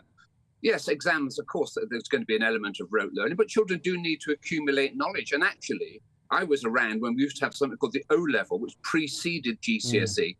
That was more factually based, and we moved to GCSE because it was supposed to be more child-centred and more exploring the child's ability to investigate. But interestingly, you know, Tom, Singapore, which is the top of the world educationally, they still use the British-produced O-level. So believe it or not, though I'm not supposed to say this, it's a bit of a secret, Cambridge Board are producing the O-level and exporting it to Singapore. Keep it quiet. Oh, well, there we go. Goodness me. Well, perhaps the answer was here all along. It's just we're selling it to other countries rather than using it ourselves. Thank you to both of you, Chris McGovern and Ryan Mark Parson. Good stuff. Two very different points of view on that one. Did you enjoy exams, Tom? I loved A-levels. I hated GCSEs. Why did you hate GCSEs? Because it was rote learning. Because you couldn't have any creativity. You couldn't. I mean, you were just expected to regurgitate other things. In A-levels, I came into his own. Well, I loved it. You were able to explore your own ideas. You were able to sort of, you know, waffle on and I can imagine you in a history A-level or something. You'd be, more paper, please. To scare the other people. More paper, please. English, politics. I mean, I had a ball at A-levels. I had so much fun because I could just witter on and, like, develop my own arguments. Whereas at GCSE, you are just expected to... Yeah, but I quite liked that. Maybe it's a gender divide thing. I quite liked that because you learn a little bit about everything, which I found quite constructive. But, you know? Do you feel like you really understand... Sort of, could you sit a GCSE paper... I feel like I could sit an A-level paper today and probably do it quite well. I don't think I could sit a GCSE paper today and do it quite well because it's just about regurgitating things. I think I could. I could label a leaf in biology with all the different bits and pieces, maybe. But yes, my dad used to always tell me that his tactic in an exam hall was to keep asking for more paper because this is the competition element. People start sweating because they're wondering, I've only written half a page and he's on his 10th page, and then they lose it because, of course, you are competing against others when it comes to your results. But I think what Chris McGovern was saying about teacher assessment is a really, really important point. We saw this during COVID. It was overly generous. Every teacher wants the best for their child. What you need for a fair system is to have completely blind marking. You need to send papers off to somewhere completely different and have them assessed by someone who's never met the child before. I mean, that's the only fair way to actually assess work without bringing in personal biases. The continued assessment is a joke. I mean, coursework is a joke these days. You can just get a chatbot to do it. Andy says, teaching is simple. I speak from experience. Learn how the kids in your care learn and teach them to be their extraordinary selves. Obviously, teach the basics too. That's nice. Mick says, like driving, kids are taught to pass exams. Nothing useful when they enter the real world. Yeah, but you're learning how to learn, aren't you? You're learning how to put together an argument. You're learning skills that you will then use. Also, losing weight in French is perdu du poids. Perdu du poids. J'ai perdu. I love the French word for bin. It's my favourite. Poubelle. Poubelle. Yes, sounds so grumpy. It's a bin. Grumpy Grandad says there are youngsters around here that can't even read or write in this day and age. What gets me? These kids teach themselves using social media, so it's not the kids' fault. It's lousy teaching. Tom probably thinks it's a good thing learning from social media. It depends what social media you're reading. And John says lots of schools now don't give you a medal for first, second, and third in Sports Day. They just give everyone a sticker saying well done for taking part. I'm surprised we got any people who want to go and win win for Team GB these days. So there you go. I do think this promotion of collaboration rather than competition is quite a sort of socialist idea, isn't it, really? Very socialist, all equal. All equal. No one shall achieve more than anyone else. Quality of outcome. You see this in some American states as well. They get rid of gifted and talented programmes, as if children can't be talented. I mean, some kids are brighter than other kids. Also, kids know. Just accept this Everyone fact. knows who's the smarty pants in the class. Everyone does, you know? yeah. You just know. You can't hide it from... Was it you? Middle ranking.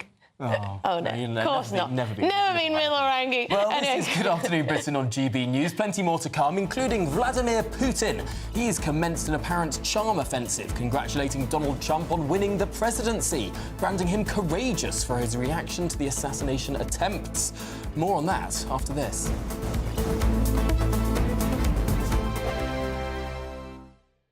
This is GB News, Britain's news channel.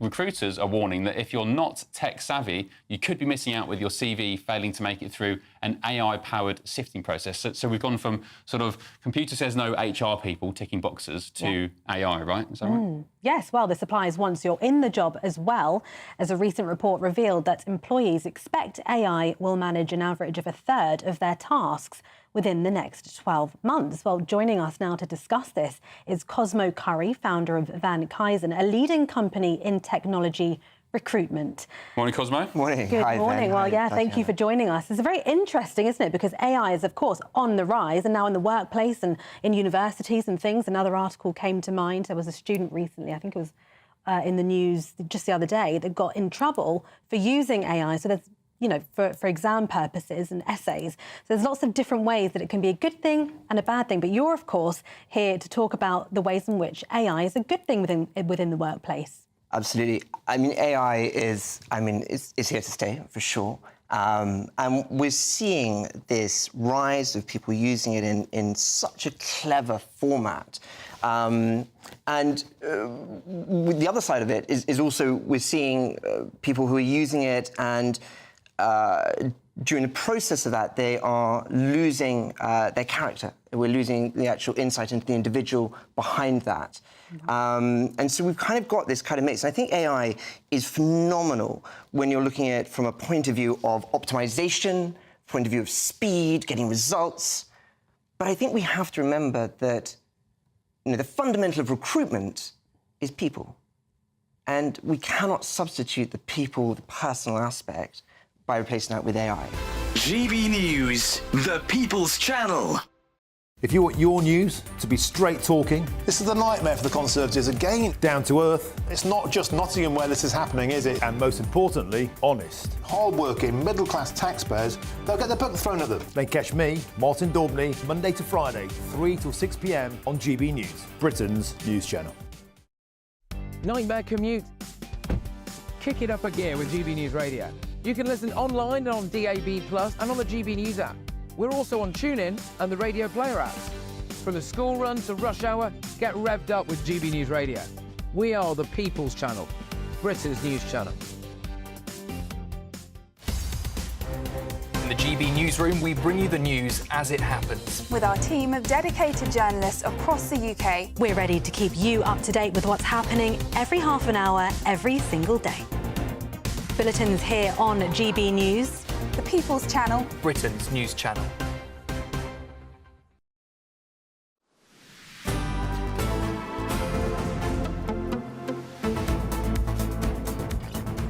Good afternoon, Britain. It's 22 minutes past 1. Now, after Donald Trump's election win, the Russian President Vladimir Putin has praised him as courageous and expressed a willingness to collaborate on Ukraine. While Putin highlighted Trump's resilience and approach to the Ukraine conflict, European leaders expressed concerns about potential cuts to US military aid to Kyiv.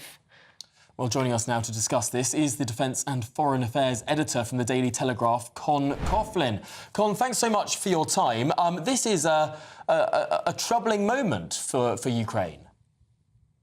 It is. I mean, first of all, Trump has made no secret of the fact that he wants to end the Ukraine conflict. He's spoken of doing it within a day once he's become president.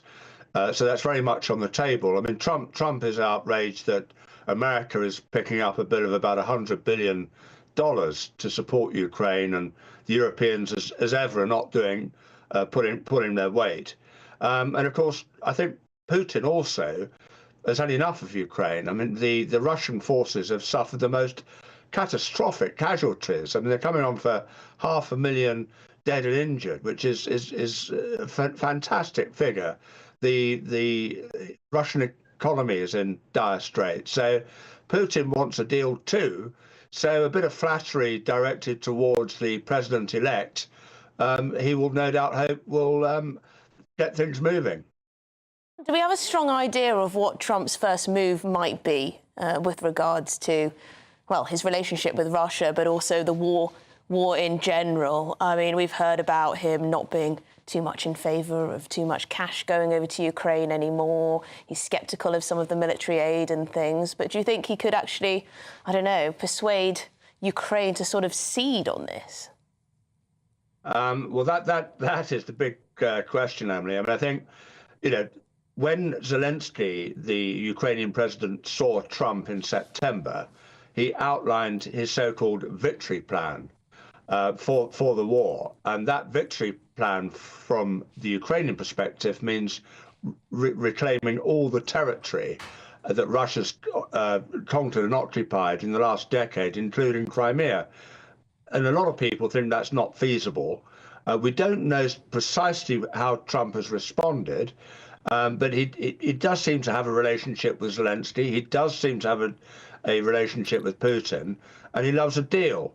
So I think the other thing I would say is that Putin's been waiting for the outcome of the American election before he makes his next move. But as I say, Russia is not having a good war.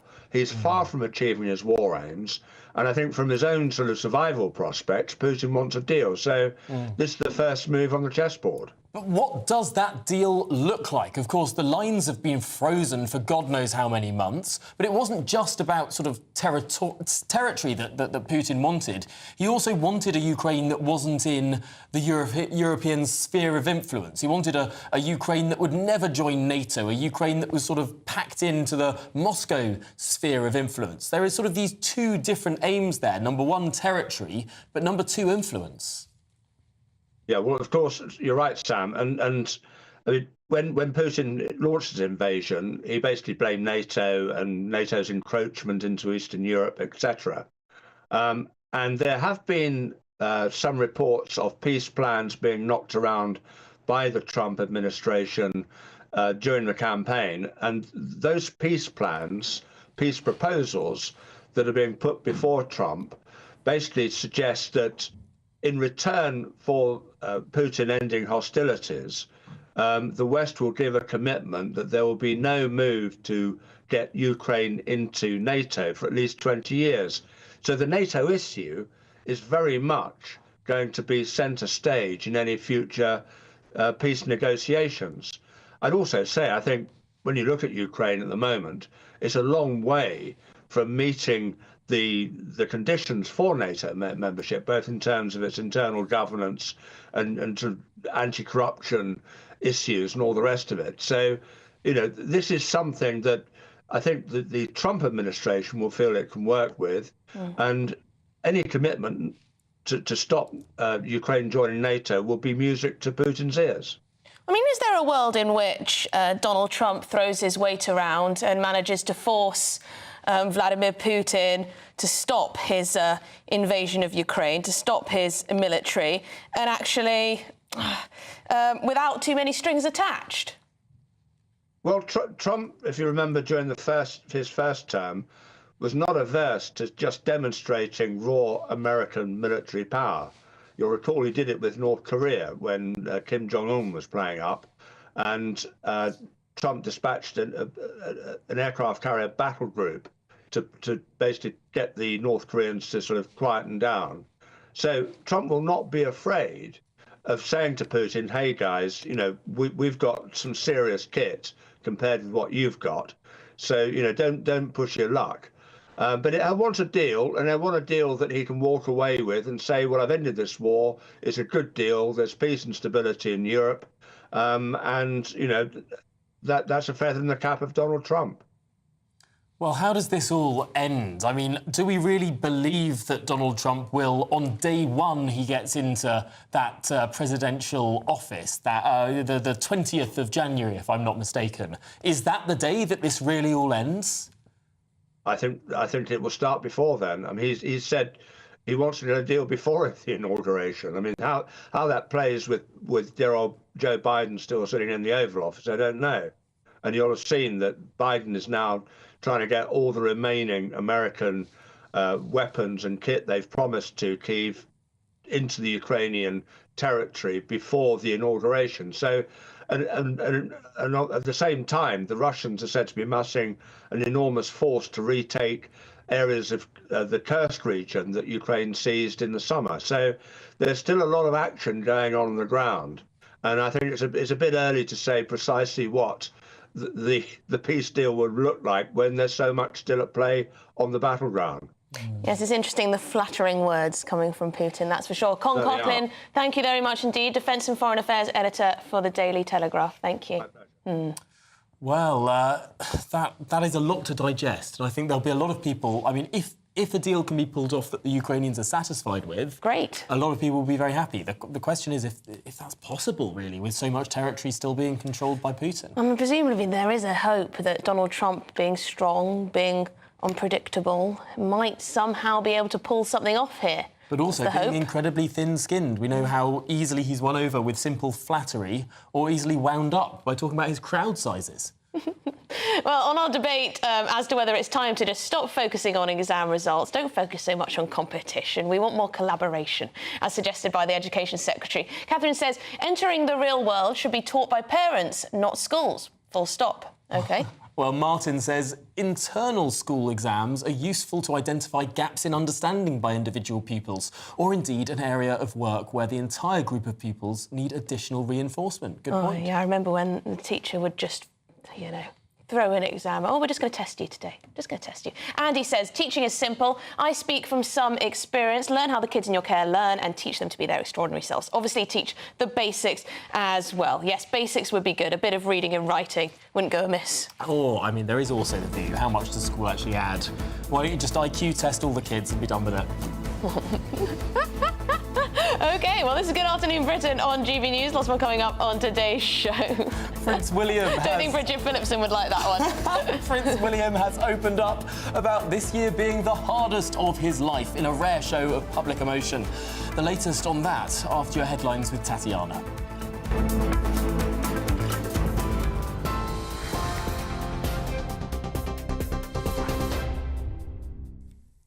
Tom, Emily, thank you very much for the top stories. Well, Dutch authorities have launched an independent investigation into an incident on the streets of Amsterdam which saw Israeli football fans attacked when leaving their Europa League match between Ajax and Maccabi Tel Aviv. Israel initially said it was planning to send military planes to Amsterdam to fly fans home before later deciding to send 2 commercial planes instead. The public prosecutor says 62 arrests have been made. The Dutch Prime Minister condemned the anti-Semitic attacks. Before the match, there was trouble between Maccabi fans and pro-Palestinian protesters. Maccabi supporters reportedly attacked a taxi and set a Palestinian flag on fire. Israeli football fans say the police arrived on the scene too late. They came really late. They came too late. They came when a lot of people were already hurted, injured. Some of them probably go to the hospital. I don't know if the 100 show information. In other news, the government will look to persuade Donald Trump that harming the UK by hiking tariffs is not in his interest, that coming from the Foreign Secretary amid fears of a looming trade war. David Lammy said he would seek to get across to the United States that hurting your closest allies is not in Mr. Trump's interests. Trump's pledge to raise tariffs on imports into the US could hit the UK economy. Mr. Trump has said he wants to increase tariffs on goods imported from around the world by 10%, rising to 60% on items from China. Well, this all comes as David Lammy also says past critical comments he made about the president-elect are old news. It's been announced that the Princess of Wales is to attend 2 Remembrance Day events this weekend. Buckingham Palace says Princess Catherine would attend both the Remembrance Sunday service at the Cenotaph and the Festival of Remembrance at the Royal Albert Hall tomorrow. But the palace also says the Queen's attendance at remembrance events will be subject to medical advice nearer to the time. Queen Camilla is unwell with a chest infection and was forced to pull out of engagements earlier this week. And we've got some breaking news in the last few minutes that Manchester Arena attack survivors Martin and Eve Hibbard have been awarded £45,000 in damages after winning their High Court harassment claim against former television producer Richard Hall, who said the 2017 attack was staged. More on that breaking story as we get it. And those are the latest GB News headlines for now. I'm Tatiana Sanchez. More from me in half an hour. For the very latest GB News direct to your smartphone, sign up to News Alerts by scanning the QR code or go to gbnews.com/alerts.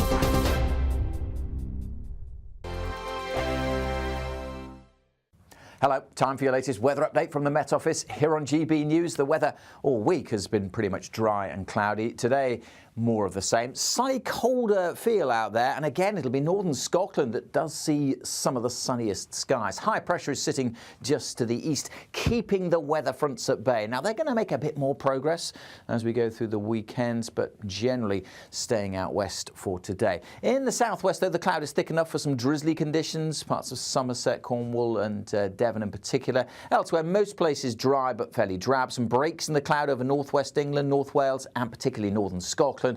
14, maybe 15 Celsius here. Elsewhere, temperatures generally a little lower than yesterday.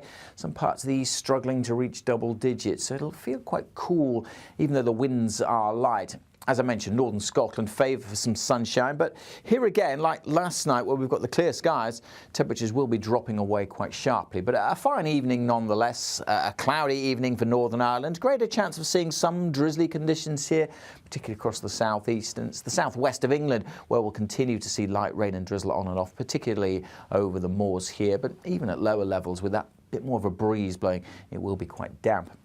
The rest of the country, though, generally staying dry. Again, where we've got some clearer skies, temperatures will drop away. But for most places, that cloud acting like a blanket, thickening up in the eastern areas. So a little bit of light rain and drizzle coming into northeast England and eastern Scotland by morning time.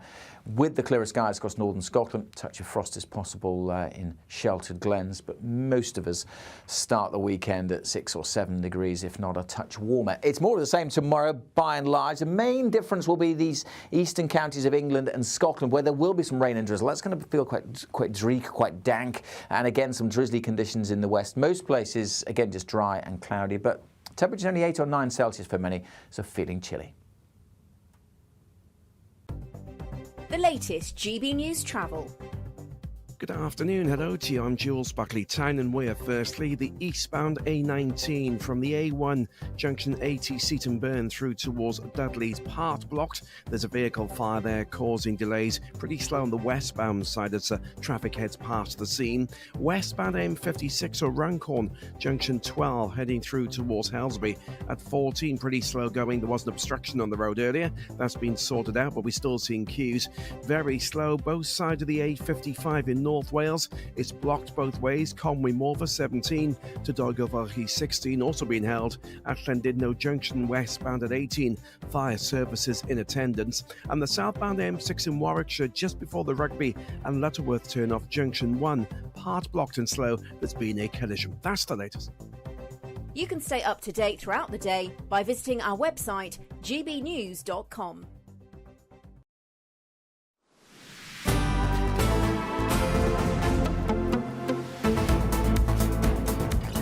Good afternoon, Britain. It's 1:37. Now, Prince William has opened up about this year being the hardest of his life, with his wife, the Princess of Wales, and his father, King Charles, both facing battles with cancer.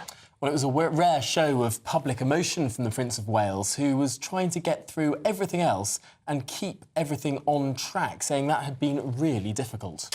Yes, well, we're joined by royal writer and photographer Ian Lloyd. Hearing this from Prince William himself about how difficult his year is, I mean, it's hard not to have some empathy with the man. He has gone through a lot, and very publicly, with all the speculation over his wife's health and everything like that. I mean, social media frenzy, it must be tough. Hi, Emily and Tom. Yes, definitely. The thing that surprised me is he said it's the hardest year of his life. And you think that he also went through, of course, 1997, which was the death of his mother. So it really must have hit him very badly this year. Not just the possible, serious illness of his wife, but his father as well. I mean, you think of the repercussions if just one of them didn't recover or was very, very seriously ill. It's had a terrible effect on him, I think. And I mean, I was a carer for my late mother for 3 years, and I know what it's like to be a carer. And I think sometimes it's you don't suffer, but you do suffer in a different way mentally. You've got to hold it all together, and particularly for the 3 children who he's got to, see through the school years and so on. So it's been a tricky year. And through all of this as well, he's not only been caring for his wife and worrying for his father, but forging a very untrodden track in terms of just how much private medical information is revealed to the public. A very, very different approach to any generation of royals before him. I mean, he's sort of finding his own way in a very different media landscape. Yeah, absolutely. And even this interview is unusual. I mean, the late Queen, of course, never gave interviews, and King Charles hasn't really. He's given comments, but not an interview, a personal interview in this way. So it's, like you say, it's new territory, and they're trying to sort of link the monarchy to us, and at the same time, but not give exact details. They're trying to keep something private. So they're trying to sort of balance it, aren't they? Trying to, be seen as approachable and willing to share details, whereas previous generations, of course, the Queen, and you think of that year when Diana died, I mean, the Queen kept her thoughts to herself and remained at Balmoral, did untold damage to the monarchy because of that stiff upper lip approach. It just wasn't right for the time, or the time now, And Ian, he doesn't have his brother around for a bit of support. I mean, most people, when they're going through things like Prince William's been going through, lean on their siblings, lean on their family. I mean, it must be tough from that perspective. He probably doesn't know quite what to do with Prince Harry. I don't think any of us know what to do with Prince Harry. I mean, it's unfortunate, the timing. He's made his own decision. He's gone overseas and he's looking after his family. I mean, there's quite sort of similarity that both brothers are very, very protective about their wives and their children and security and so on. And they're both thinking ahead to the future. And they've both got compassion and so on. So it's a shame they're not kind of pulling together, because this last year would be the year that Harry and Meghan really would have come into their own. Had they remained with the British royal family, we would have needed them. They would have needed them desperately, because there was only Camilla and Princess Anne sort of holding the show together, so to speak. So, yeah, I mean, definitely. It's a pity it's happened like that, but I just can't see it sort of resolving itself. I mean, they've not seen each other since, well, they saw each other at a family funeral, didn't they, and didn't talk to each other. But Harry's not seen the King since a brief meeting in February, and not really seen his brother to talk to since the funeral of Queen Elizabeth. So it's not something that's going to be cleared up straight away. The great irony of all of this, whether it's Prince Harry going off to America, whether it's the incapacity of the King or the Princess of Wales, is that this has all come at a time when the royal family was supposed to be slimmed down anyway. This slimmed down royal family that King Charles had spoken about for so long. Well, I mean, perhaps it's rather too slim now. Yeah, absolutely. And I think that one way of getting around it is to introduce the others, bring the others forward, not necessarily in official capacity, but unofficial. There's no reason why, say, like there was a reception last night for the Olympic teams, and Princess Anne was there with the King because the Queen wasn't well. But I mean, why not bring in Zara Phillips or somebody like Lady Gabriella Windsor, who's got great style and sophistication? I mean, not a working member of the royal family, but why not bring in these cousins and distant relatives to sort of be present at garden parties and official things? That so they're not on the payroll, which is very important, but just to sort of boost the numbers, because they're like you say, they're so depleted. It's just been so noticeable in the past 12 months. Yeah, and one of the things we'll never understand as mere mortals is the weight, the mental load of knowing you are one day going to be the King. I mean, that must weigh on you. Yeah, I mean, it was interesting, the comment that William made about he doesn't enjoy the responsibility that comes with the job, which is kind of a telling comment. I mean, you think the late Queen said in that last year of her life, "I look forward to serving you with all my heart," when she was 95. I mean, you do have to carry on serving, and the options get less and less. You're going down a tunnel, as the King will appreciate. You're getting less and less options. You can't really be yourself. And you have to take, I guess what William meant about responsibility is things like, investitures and being present this weekend at Remembrance. You've got to be present at a lot of things. Whereas, say, Princess Margaret never went to the Remembrance service. She just didn't like it for some reason. She found it depressing, so she never went to it. But he doesn't have that choice. You can't, you've got to be present at such a lot of things. So, so it's not an enviable thing. Well, thank you very much, Ian Lloyd. You're a royal writer and photographer. Thank you very much for talking us through what's been a very difficult year for Prince William. Can you imagine, when you hear from Republicans and anti-monarchists about all the privilege and all the money and all the land and all of this and being born into it, I mean, it's a hell of a lot of responsibility. It is. But also, I mean, 100 years ago, sure, it was a lot of money. I mean, these days, he's not even top 10, is he? Do you believe he should be richer? I mean, doesn't it show a bit about our society and the way that we've sort of moved on? If you look at the top 10 sort of richest people in the UK... Who's number one? It's the Gupta family, if I'm not mistaken. But it's also people like James Dyson. I mean, people who didn't come from really wealthy, moneyed, landed families. Most of the top 10 richest people in the UK, indeed, most of the top 10 richest people in the world, aren't people who have hereditary wealth. They're people who make things. They're people like Elon Musk. They're people like Bill Gates or Jeff Bezos or James Dyson. Yeah. They've made something that people want to buy. Turns out the only way that you can become a billionaire is by providing a good or a service for someone else. It's an altruistic system. Very altruistic. Yes. Yes. Not always. I think it genuinely is. I think people are internally selfish by sort of nature. So the unique thing about capitalism is that if you want to get more money for you, you have to provide something for someone else. Yeah, you have to make something people want. People to do things for others. Make something that people want, and you'll be quids in. So there you go. Especially if it's scalable, like software. I'm going to come up with my business idea in the break. You can be my business partner, Tom. OK. I'll do the figures. I think if I had a business idea, I think I'd be out of here already, but sadly I don't. Oh, well, that's nice, isn't it? No? That's nice. I'd still be coming in here just to see you every day. Oh yeah, no, I do it out of the love of waking up in the morning and all the rest of it. But Anyway, he's off. This is Good Afternoon Britain. This is Good Afternoon Britain on GB News. We've got lots more coming up on today's show. We're going to be joined by Susan Hall, who's engaged in a fiery debate yet again with Sadiq Khan after the London mayor refused to apologise to the firearms officer involved in the Chris Kaba shooting. Stay with us. Britain's newsroom, weekday mornings from 9:30. Let's talk to Roger Kisker, who is the legal counsel for the Christian Legal Centre. Good morning, Roger.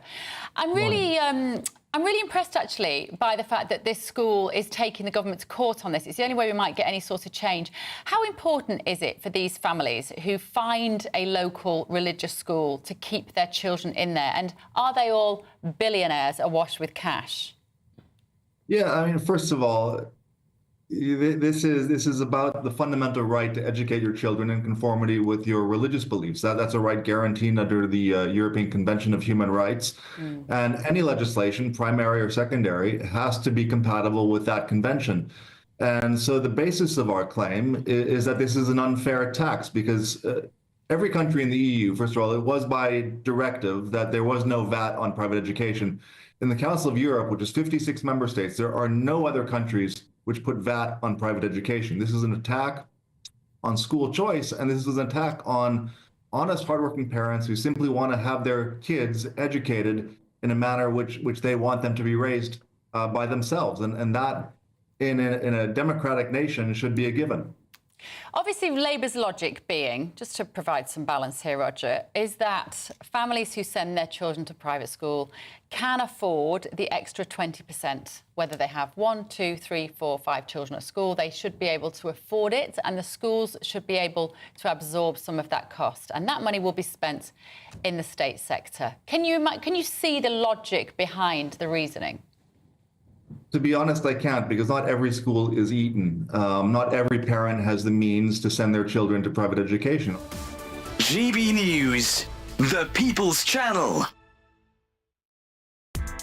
Join me, Nana Akwe, for an informative, interactive news programme with a difference. It's fun. No, he didn't say that, though. I'm so surprised. I think there's an element of truth to that. Join me from 3 p.m. every weekend, only on GB News, Britain's news channel. Every Saturday, 10 till 12, we'll bring you all of the news that you need to know. We'll also remind you there is so much to smile about. It's my favourite time of the week. I get to relax, enjoy some light-hearted stories, and let Ellie teach me about fashion too. That's Saturday Morning Live, every Saturday, 10 till 12. Only on GB News, Britain's news channel. We're proud to be GB News, the People's Channel, and as you know, we always love to hear your views. Now, there's a new way of getting in touch with us at gbnews.com/yoursay. By commenting, you can be part of a live conversation and join our GB News community. You can even talk to me, Bev Turner, or any of the members of the GB News family.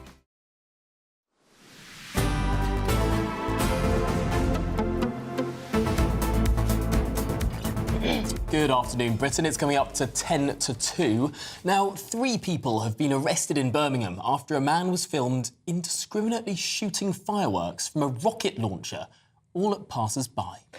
Wonderful. Here he is. Goodness me. That looks like it could do some damage. West Midlands Police said that groups involved in firework-related incidents on the same night had also targeted officers and police vehicles, and that officers later seized illegal fireworks from a van in the Handsworth area of the city. I mean, good grief, what is going on in this country? I mean, he looks like he's wearing a cape as well. Who do you think he is? Darth Vader? Is this someone who is having a laugh, or is this someone genuinely out to do people harm, or is it a perverse amalgamation of the two? I mean, it seems to me that he's a selfish sociopath. Why on earth would you do that? Terrify people, even if he's not trying to cause physical harm. I mean, I don't know. It looks like that could cause physical harm. But this is happening so much. Kids out with these fireworks, they just chuck them onto the road, they go up and make a huge bang, and then they just do it for TikTok, just to get the video so they can post it online, it goes viral. There was another story about another town centre where kids were basically all hooded up, just throwing fireworks on the floor. I mean, imagine, you know, if you're an elderly person who lives in the area and you've just gone out to try and get something from the shop, you'd be absolutely terrified. Or if you're a child, or if you're a pet, or if you're just a human being who doesn't behave like an absolute hooligan. Now I understand a lot more what the police officer was saying that we spoke to earlier in this week. There were some fireworks exclusion zones in Scotland. Yeah. And I intrinsically thought that that's a terrible and illiberal idea, but he was clearly talking about things like this that seem to be proliferating across the United Kingdom. And I mean, how do you... I'm not sure that banning fireworks in areas does solve issues like this. I mean, surely what we have to do is find the people behind it and have very, very public, very, very swift justice. Yeah, the problem is that the police can't always intervene. They're not always on the scene as quickly as they'd probably like to be.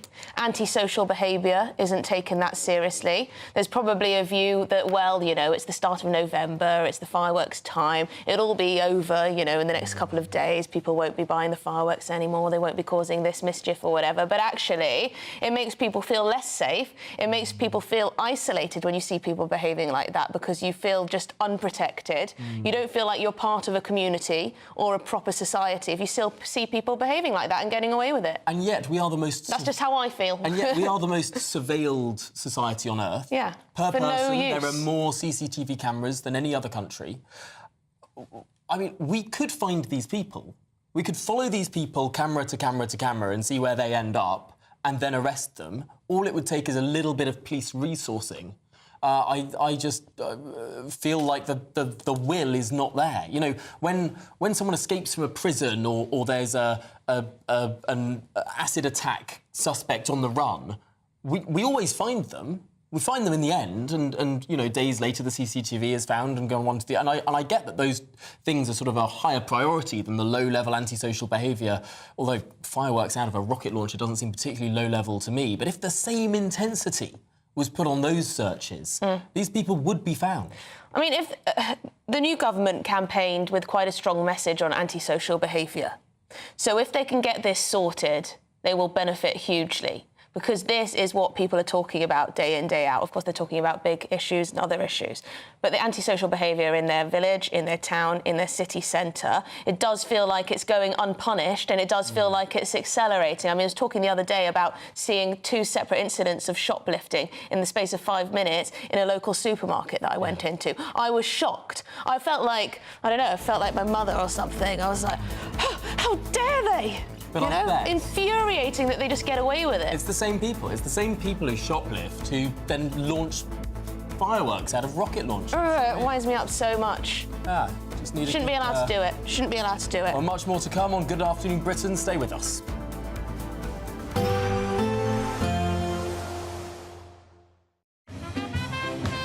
There will be a light breeze in the morning, leading to a warm front.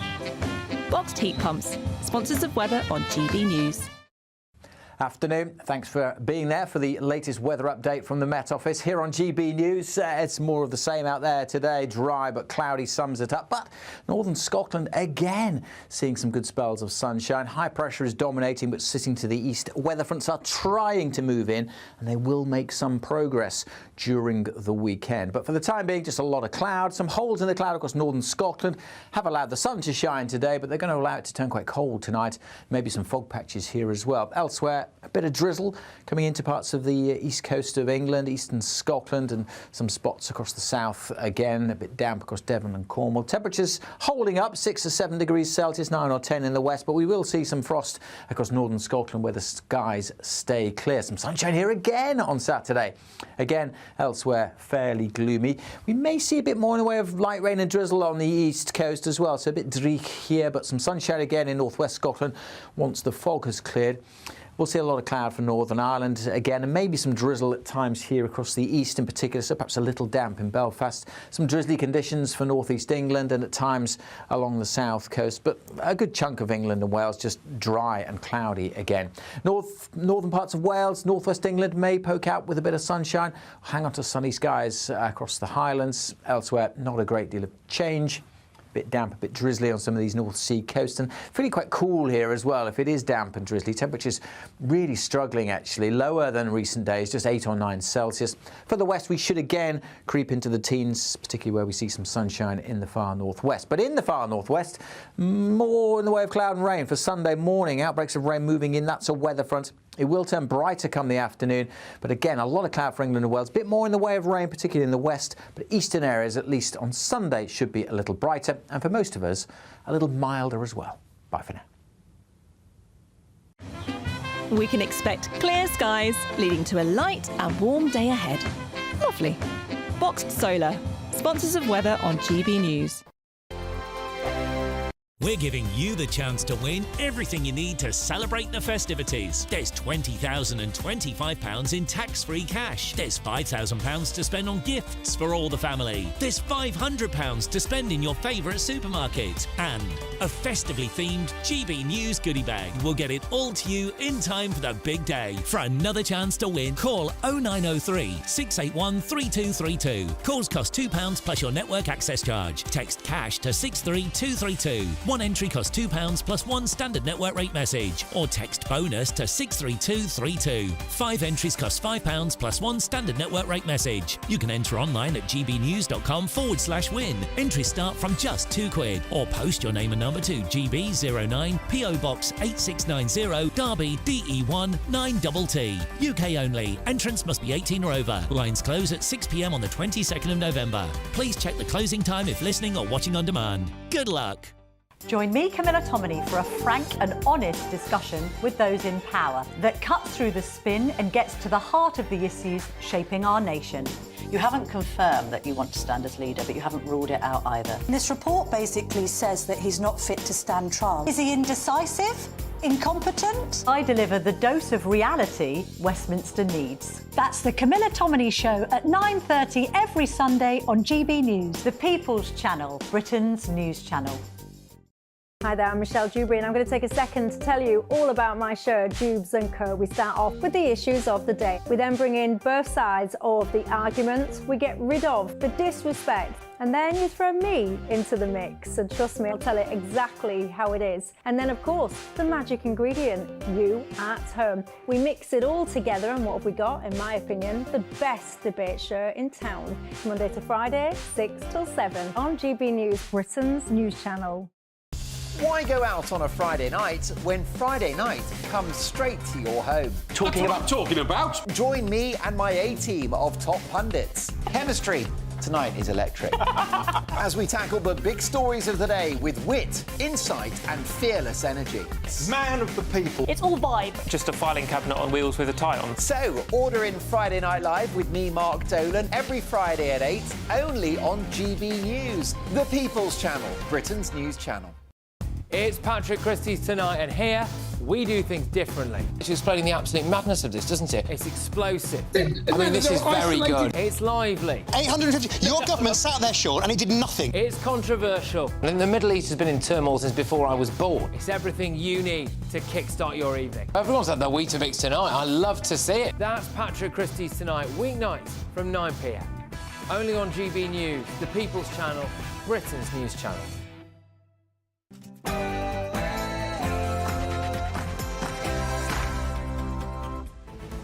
Good afternoon, Britain. It's 2 o'clock on Friday, the 8th of November. I'm Tom Harwood. And I'm Emily Kaba. Please don't hurt us, Donald. Foreign Secretary David Lammy is now pleading with the man he once called a Nazi sympathiser, all to avoid imposing tariffs on the UK. We ask, is Mr Lammy our best messenger on this particular issue? Petrol head turned farmer Jeremy Clarkson is fuming. Legal issues have blocked his and fellow farmers' planned protests to save the family farm. Authorities have placed legal limits on the numbers allowed to attend. Perhaps if I draped my tractor in a Palestinian flag, it would be different, Clarkson told The Sun. And chaos in Amsterdam as social media videos go viral, showing Jews being punched and kicked in the streets. I'm not Jewish, pleaded one man as he was beaten to the ground.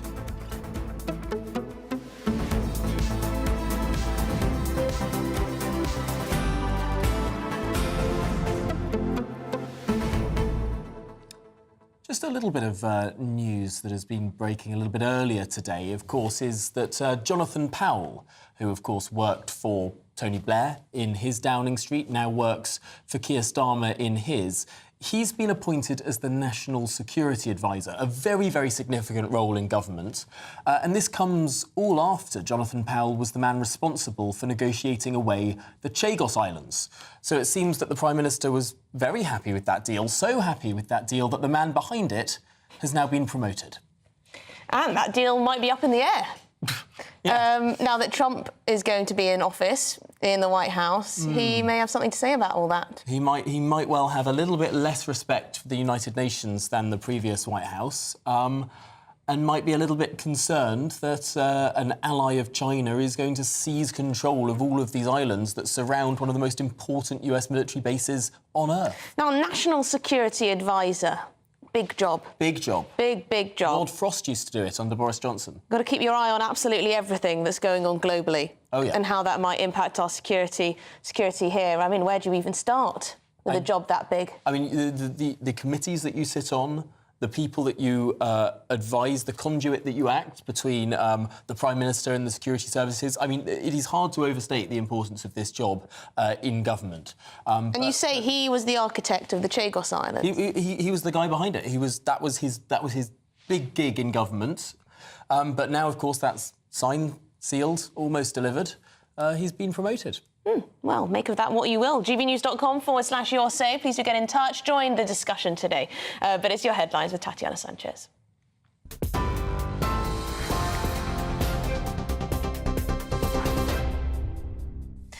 Emily, thank you. The top stories. Dutch authorities have launched an independent investigation into an incident on the streets of Amsterdam, which saw Israeli football fans attacked when leaving their Europa League match between Ajax and Maccabi Tel Aviv. Israel initially said it was planning to send military planes to Amsterdam to fly fans home, before later deciding to send 2 commercial planes instead. The public prosecutor says 62 arrests have been made. The Dutch Prime Minister condemned the anti-Semitic attacks. Before the match, there was trouble between Maccabi fans and pro-Palestinian protesters. Maccabi supporters reportedly attacked a taxi and set a Palestinian flag on fire. Israeli football fans say the police arrived on the scene too late. They came really late. They came too late. They came when a lot of people were already hoarded, injured. Some of them probably go to the hospital. I don't know if they 100 show information. In other news, the government will look to persuade Donald Trump that harming the UK by hiking tariffs is not in his interest, that coming from the Foreign Secretary amid fears of a looming trade war. David Lammy said he would seek to get across to the United States that hurting your closest allies is not in Mr. Trump's interest. Trump's pledge to raise tariffs on imports into the US could hit the UK economy. Mr. Trump has said he wants to increase tariffs on goods imported from around the world by 10%, rising to 60% on items from China. Well, this all comes as Mr. Lammy also says past critical comments he made about the president-elect are old news. A people smuggler who helped migrants cross the English Channel on small boats and posted videos from successful customers has been found guilty of immigration offences. 34-year-old Amanj Hassan Zada from Preston advertised on social media and shared clips of people thanking him for his services. The National Crime Agency linked him to 3 separate crossings from France to the UK in November and December last year involving Kurdish migrants. The groups had travelled through Eastern Europe into Germany, Belgium and France before making it to Britain. However, the NCA believes the Iranian national was involved in many more similar operations. 2 Manchester Arena bombing survivors have been awarded a total of £45,000 in damages in the High Court after suing a former TV producer who claims the attack was staged. Martin Hibbert and his daughter Eve sued Richard Hall for harassment over his claims in several videos and a book that the attack was a state-orchestrated hoax, with the pair involved as crisis actors.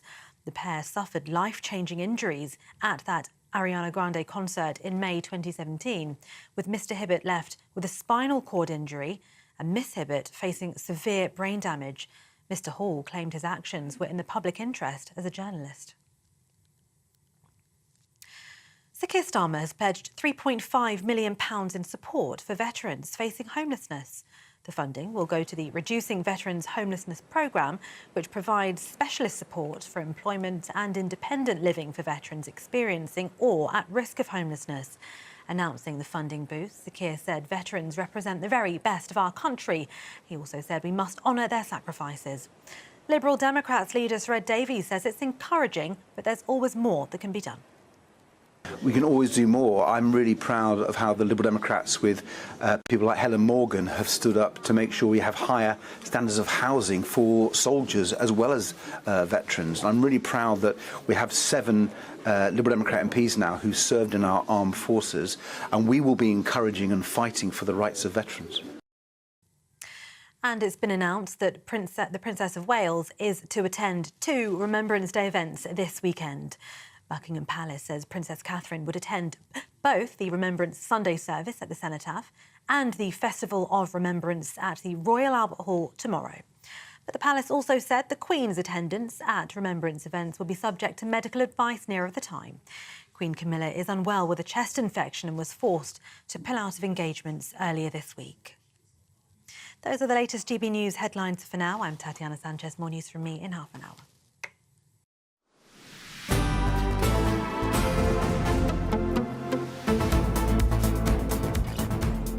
OK, good afternoon, Britain. It's 7 minutes past 2. Now, the Metropolitan Police Commissioner, Sir Mark Rowley, has criticised the so-called dangerous narrative surrounding the police shooting of Chris Kaba, emphasising that online discussions often focused on Kaba's ethnicity. Well, he warned that such commentary could undermine justice, as it was based on rumours rather than evidence presented in court. He also highlighted that Kaba's gang was linked to 11 shootings in the past year alone. OK, well, in the studio with us to discuss this is GB News national reporter Charlie Peters. Charlie, an interesting intervention from Mark Rowley there. Yes, and he made these comments last night at the Crime Stoppers annual dinner, where he said that some people needed to be more aware of their words and the effect it might have. And I should say, it wasn't just online commentary that I think he was referring to. In the days after Chris Kaba's death, and as the nation was mourning the late Queen, who died soon after, there was a march in central London where some people, who I think Sir Mark Rowley is criticising, were also present as part of that march, giving speeches. People were on the streets of central London saying no justice, no peace about Chris Kaba after that shooting. Some of these people were members of Parliament. That's right. So it's understood that Sir Mark was almost certainly talking about Jeremy Corbyn, Diane Abbott, Bel Roberto Addy, Labour MPs, also Sadiq Khan, the Mayor of London. But I just want to draw out the line that we heard from Jeremy Corbyn at the time. He said that no family should have to go through the pain Chris Kaba's family have suffered following his killing last week. That's what he posted online at the time. My thoughts are with them as they fight for justice and accountability for his death. Sadiq Khan also said that the shooting had had a huge impact on Londoners, in particular black Londoners. He said that anger, pain and fear has been felt across communities. Now, Sir Mark Rowley said that this kind of commentary, not naming these individuals, risked undermining British justice, very strong language, and that it would embolden those who work against the public, e.g. criminals, e.g. the 6-7 gang that Chris Kaba was a member of. Hearing these comments last night and seeing some of the reaction today, it did make me think about the statement that Sir Mark Rowley released himself right after Martin Blake, that police sergeant, was acquitted of Chris Kaba's murder, because I just want to bring our viewers back to this. He said, any fatal use of force understandably prompts huge concern among communities, particularly in black communities where trust in policing is low. That's what Sir Mark said a few weeks ago when he was acquitted, focusing very much on pain in the black community. Is that not very similar to what he's now criticising other people for saying online? Met officers told me they were quite disturbed about that section of the Met Commissioner's statement after the acquittal. And I think we do need to bring that back into the front of this conversation when we reference what Sir Mark said last night at this Crime Stoppers dinner. He's saying that people focusing on ethnicity is unhelpful. Well, did you not do the same thing, Sir Mark, just a couple of weeks ago yourself? Perhaps different audiences. Very, very interesting. Different rhetoric. Thank you very much indeed, Charlie, and for pointing out that perhaps a difference in the way that he chose to speak at the different events. But anyway. Indeed. But we're going to turn to the Mayor of London now, who himself has come under fire after he repeatedly refused to apologise to Martin Blake, the police officer, the firearms officer, who was cleared of Chris Kaba's murder. Yes, this comes after the London Mayor offered his heartfelt sympathies to Chris Kaba's family, friends and the wider community following Martin Blake's acquittal. So let's take a listen to what Sadiq Khan had to say after being pressed on the issue. Do you like to apologise to the police officer that has been found not guilty? And would you like to apologise for the whole attitude around this right from the beginning? Well, can I put on record my thanks to all our officers, particularly our firearms officers, who do an incredibly difficult job under extraordinary circumstances, under a unique set of pressures. They'd be the first to accept, as indeed all police officers do, that it's really important in a democracy we have a proper system of checks and balances in relation to how the police are held to account. There is an issue in relation to the system of accountability for firearms officers, and that's one of the reasons why I fully support the review being done by this Home Secretary. Waffle, waffle, waffle. I asked you a very simple question. Would you like to apologise to the police officer that has now been found not guilty by the jury? Yes or no? I think it's really important to support our firearms officers, but it's really important to make sure there is a system of accountability. You're sounding like a parrot, Mr. Mayor. Just answer the question. OK, well, there's that testy exchange. Shall we now speak to Conservative member of the London Assembly, Susan Hall, who was in that video clip pressing Sadiq Khan on this very issue. Susan, thank you very much indeed. You were asking Sadiq Khan there to apologise for essentially the attitude he displayed over the Chris Kaba killing and also to the police officer involved. Did you get anywhere? No, one never does with him. He always deflects, blames somebody else. At the end of the day, what I tried to do from the beginning was to find out exactly when he knew the history of Chris Kaba and what his briefing was and when he got the briefing. And he said he couldn't remember. Well, anybody that's in politics knows that if there's an issue in the area that you're a politician in, let alone the police and crime commissioner, you are given proper briefings so that you deal with things properly, if you like. And right from the beginning, the only thing he's ever commented on is a life cut short, his whole life ahead of him. No comment about the firearms officer whatsoever. And that's just not good enough. He knew all the background to this. He would have been much better keeping quiet. I totally accept to give sympathy to a family of somebody that has been killed. I get that. But there was no balance for 2 years, and it's not good enough. Could it be argued that the mayor has a very, very busy agenda, doesn't necessarily know every detail of every case before him, and sort of the natural instinct of a mayor of London is to offer sympathy for those that are grieving? Could it perhaps not be any more complicated than that? Oh, Tom, how often does a firearm officer actually shoot somebody in London? You know, how often does that happen? He, of course, knew the background to this. He should have been balanced in his comments because people listened to what he said. And if you look at that, look at somebody from MOPAC, which is the Mayor's Office for Policing and Crime, actually said that this was the head of community engagement, said particularly concerning for us, given trust and confidence is already incredibly low, and particularly for black communities. It's a very worrying time for us. We're talking about a young man in his 20s. He was engaged, had a baby on the way, and it goes on about we have to fight for racial justice. I mean, that element of it was in everything, and it's quite frankly not good enough. He should have been putting oil on troubled waters as opposed to making comments like that was stirring up really issues. He was intimating at times that Chris was the one that was innocent. He should have said, if you are asked by a police officer to get out of a car, just do it. You won't be harmed. We all know, and we heard yesterday from the commissioner, we'd have all been much happier for him to have got out the car and served a sentence, because they were also looking at that. Everybody would have been happier. Susan, just lastly, what do you make of what Mark Rowley had to say about all this, saying that the focus on Kaba's ethnicity created rumour and innuendo which could embolden those who work against the public? Who do you think he was talking about there? You'd have to ask him. All I know is he has had to sit back while his officers have listened to this for 2 years.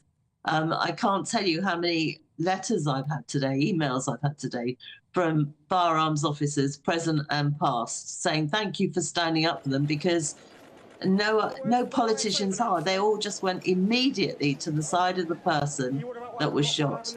And we have to have balance here. It is not fair to our firearms officers or to the Metropolitan Police in general. There are bad ones in there. We all know that. 35,000 frontline officers, 35,000 human beings. There are going to be problems. But in general, in 99% of the time, our police officers, thank God for them, they go into situations you and I, Emily, would not want to go into. Well, absolutely. Susan Hall, thank you very much indeed. Conservative member of the London Assembly who pressed Sadiq Khan on this very issue in the London Assembly. I mean, just if you cast your mind back, just the leaps that were made, people just assumed this must be an example of institutional racism. That police officer must have been a bad person. Before seeing, knowing the facts. The video of the car being used in effect as a battering ram. But the former Labour Minister, Dennis McShane, joins us now. And Dennis, what do you make of what Susan Hall had to say there?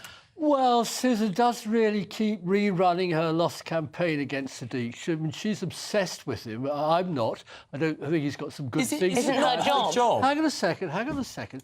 What I would query is, as an MP, a senior one, Privy Council, all that stuff, the idea that politicians get secret police information about a case that's not yet in front of a court is absurd. What we know, very simply, was that this man Kaba was shot.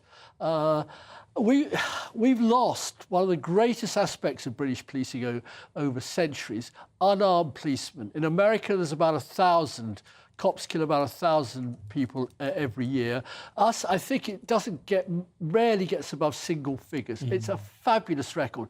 But when it goes wrong, for example, about a decade ago, a guy called Mark Duggan, associated with drugs, he's shot dead from far away, completely unarmed, and London explodes. Not just in Tottenham, but I remember in Sloane Square, here where I live, they kicked in the Boss, the big Boss store, and started looting the suits and clothes there. And that is in the mind of every cop. In France, I know where they are trigger happy. They shoot first and ask questions afterwards. There have been riots that have stretched out to every city. So I wouldn't quite throw Sir Mark Rowley under the Susan Hall bus at this stage. I read all the stuff. Sadiq expressed support for the police officer's wife. I don't understand why you can't disarm a car, shoot the tyres out, put a tear gas into it. I don't know. I mean, this is a bad man. But none of us knew that at the time. I've never heard so much wisdom after an event in my life. So why did so many politicians come out with a huge amount of sympathy for Chris Kaba, not knowing? No, they didn't. If no one knew.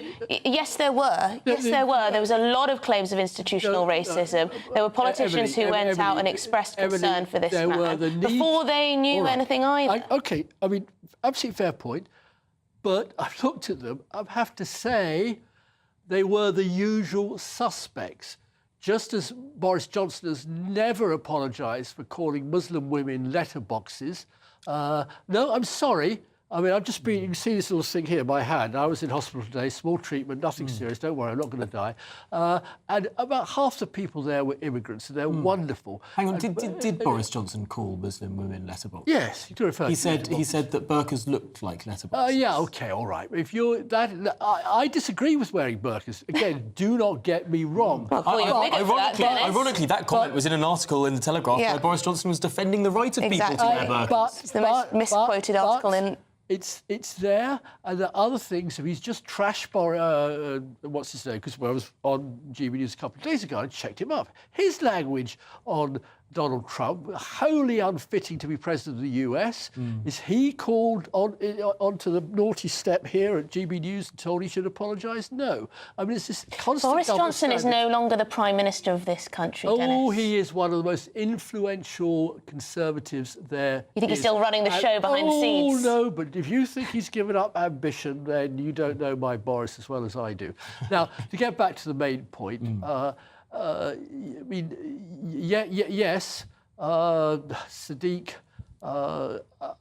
did not know all of the things that Susan Hall claimed he did. She didn't, I didn't, the best journalist in the country didn't. Mark Rowley should not be dismissed. I mean, there's a lot of tinderbox trouble out there. A casual remark when those people were killed in Southport, and some MP goes on air and says, the police may not be telling us all the facts. Casual remark, you can't, the police never tell us all the facts. No. And we have we have subsequently learned a lot more about that case. And we have days and days of rioting, trying to set on fire a hostel with terrified asylum seekers, harmless, unarmed, unthreatening, set on fire by people who are inflamed by that. I'm not going to revisit that particular episode, but I tell you, we should be extraordinarily careful. I think we're getting away from the point here. Martin Blake didn't have any anonymity as the police officer in this incident. He had no anonymity. His name was through the press. He received a huge amount. He's got a bounty now on his head, or as was reported a few weeks ago. There was more than that, though, because initially, for the first few days, he was afforded anonymity. Yes. And the Labour Member of Parliament, Bel Ribeiro Addy, released a statement on the 12th of September 2022, when she was celebrating that her campaign, the campaign of people like Diane Abbott and Jeremy Corbyn, those protests that we saw on the streets, forced the Metropolitan Police to release the name Well, I mean, she was wrong. Jeremy Corbyn was wrong. Diane Abbott was wrong. You want me to go? I mean, I've been condemning Jeremy for 50 years. They're not going to get me to sort of change. I mean, there's lots of funny, good aspects. He's one of these do-gooders. I'm very interested that nobody is condemning now on mainstream media. The Archbishop of Canterbury, who we've learned today, covered up one of the worst pervert paedophiles in the Anglican Church, protecting him, letting him escape to Zimbabwe and South Africa, who did disgusting things. OK, Dennis, we're moving around the shop here. We're moving around the shop here, and we have run out of time, Dennis. Sadiq Khan, the Archbishop of Canterbury, all these big people, they get things wrong, don't they? Thank you very much, Dennis McShane, as ever. This is Good Afternoon Britain on GB News. We've got lots more coming up on today's show, including a very special piece. We're going to be hearing from a 101-year-old World War II veteran ahead of Armistice Day. Don't miss it.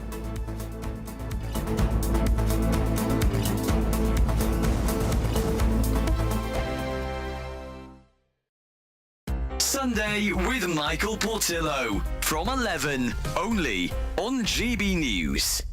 Welcome back to Sunday with Michael Portillo. Well, drinkers have been warned about a drop in the quality of French wines after poor weather conditions hit this year's grape harvest.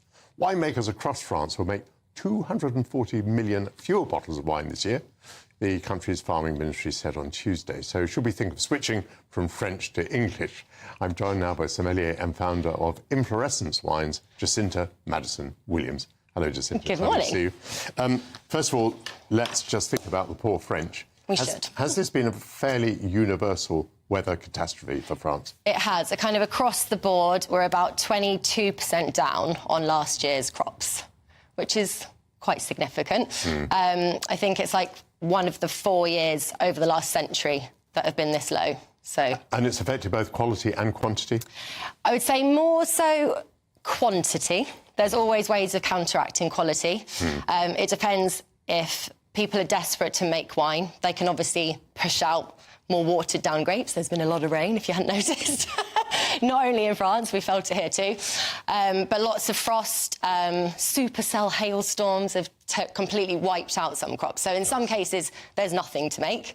In other cases, it's just really watered down grapes and you want to pick earlier to make sure you're avoiding all those rains. But I would say more so it's quantity. But saying that, France is still the biggest producer of wine in the world. It might be taken over by Spain this year, but as a consumer, don't panic. We're not going to run out of wine. And we obviously have lots of lovely wine growing here now in England. So whether we do make a little jump for a bit to English wine, but there's definitely still lots out there. GB News, the People's Channel. Every Saturday, 10 till 12, we'll bring you all of the news that you need to know. We'll also remind you that there is so much to smile about. It's my favourite time of the week. I get to relax, enjoy some light-hearted stories, and let Ellie teach me about fashion too. That's Saturday Morning Live, every Saturday, 10 till 12. Only on GB News, Britain's news channel. Nightmare commute? Kick it up a gear with GB News Radio. You can listen online and on DAB+, and on the GB News app. We're also on TuneIn and the Radio Player app. From the school run to rush hour, get revved up with GB News Radio. We are the People's Channel, Britain's news channel. If you want your news to be straight talking, this is the nightmare for the Conservatives again. Down to earth. It's not just Nottingham where this is happening, is it? And most importantly, honest. Hard-working, middle-class taxpayers, they'll get their book thrown at them. They catch me, Martin Daubney, Monday to Friday, 3 till 6 p.m. on GB News, Britain's news channel.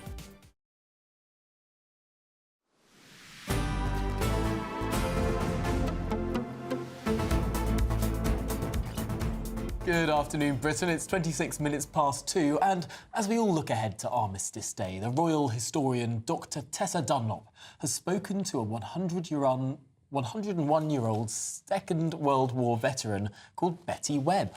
Shall we take a listen? I've come to Withell in the West Midlands to find one of the Bletchley girls I wrote about 10 years ago. A decade on, and Betty Webb, aged 101, is still flourishing. And her story is amazing. From going to Hitler's Germany before the war, to being selected for work in the mansion in Bletchley Park, till finally, in 1945, she went to the Pentagon in America. Before most people, you have an inside track of what's going on in Germany, don't you? Because as a pen friend, a teenage girl, you go over on an exchange to Germany in 1937. That's right. I was in Germany for about 3 months, living with a German family, and there were two daughters, and I went to school with them. The only thing that was a little bit disturbing was the fact that, quite obviously, a lot of the local middle-aged people were very concerned about Hitler. And extraordinary to think that within a matter of years, you're going to be at war, your country at war with their country, these former friends of yours. Well, it was a situation I had no control over, but it was quite, well, sad in a way, I suppose, because I never communicated with them again. Before conscription is introduced for women in Britain, you've signed up, you've joined the ATS, this female army, and from there, you are selected for Bletchley Park. How did that happen? After basic training, we were asked what we would like to do. I just put in my notes that I spoke German, and I think that was what prompted the powers that be to send me to an interview in London. And at the end of the day, the major in the intelligence corps, I think he was, he said, "Here you are, get yourself to Bletchley." He gave me a rail wand. At the end of your Bletchley experience, there's a whole new adventure for Betty Webb, isn't there? Because absolutely, yes. You're selected to go to America. That's right, yes. I was privileged to be sent to Washington, D.C., and work in the Pentagon. Somebody discovered I was rather good at paraphrasing, which was important because had the enemy picked up any of our messages, they would perhaps have realised that we had, in fact, picked them up, and we had hoped that my paraphrasing would disguise that. I think you were the first female ATS woman, in other words, first British female army member who worked in the Pentagon. I believe so, yes. There were other British people there, but no women. I was the only woman. Extraordinary. You've had the most remarkable life, Betty. You've been awarded a Légion d'honneur, and you've been given an MBE, and you're 101, if we're allowed to say that, and you went to the coronation. Have I missed anything out? Well, looking back over my life, I think I've been extremely privileged. I don't believe it's only fortunate. I also happen to think you make your own luck. And I've got to say, you've also been the most remarkable friend. Thank you. Just fantastic hearing those stories. So important to keep sharing them, frankly, while we still can. Yes, while we still can. 101 years old, and she can still tell the story. Yeah. It's amazing, isn't it? Yes, I believe you can see more also from what Tessa Dunlop has been up to. She's been speaking to lots of veterans. I believe you can look at some more on our YouTube channel as well. And at gbnews.com. But this is Good Afternoon Britain on GB News, and there's plenty more coming up on today's programme. We're going to be hearing from a business owner in Northern Ireland as family-run businesses face mounting challenges following Rachel Reeves' budget. That and much more to come after your headlines with Tatiana.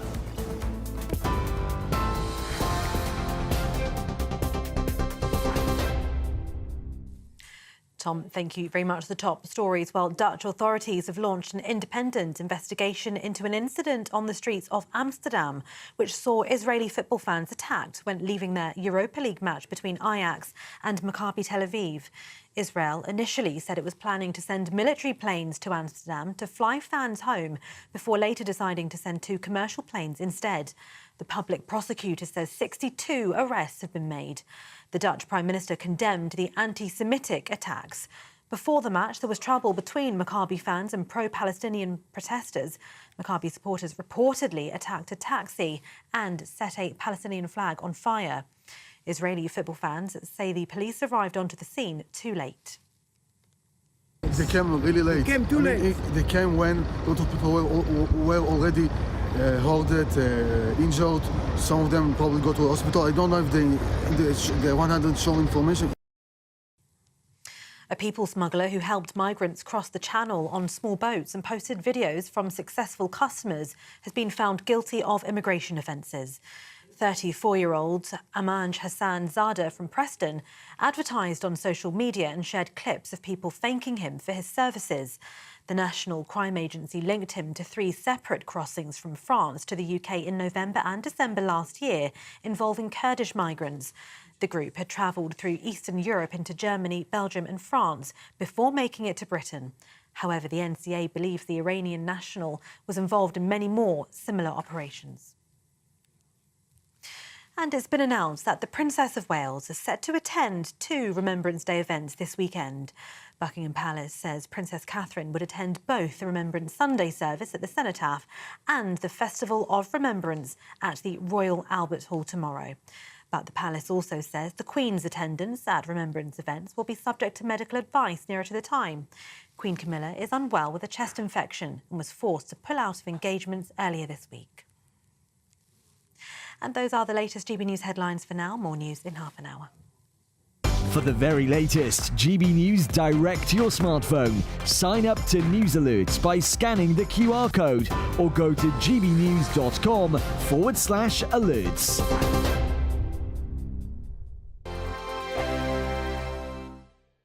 Hello, time for your latest weather update from the Met Office here on GB News. The weather all week has been pretty much dry and cloudy. Today, more of the same. Slightly colder feel out there, and again, it'll be northern Scotland that does see some of the sunniest skies. High pressure is sitting just to the east, keeping the weather fronts at bay. Now, they're going to make a bit more progress as we go through the weekends, but generally staying out west for today. In the southwest, though, the cloud is thick enough for some drizzly conditions, parts of Somerset, Cornwall and Devon in particular. Elsewhere, most places dry but fairly drab. Some breaks in the cloud over northwest England, North Wales and particularly northern Scotland. 14, maybe 15 Celsius here. Elsewhere, temperatures generally a little lower than yesterday.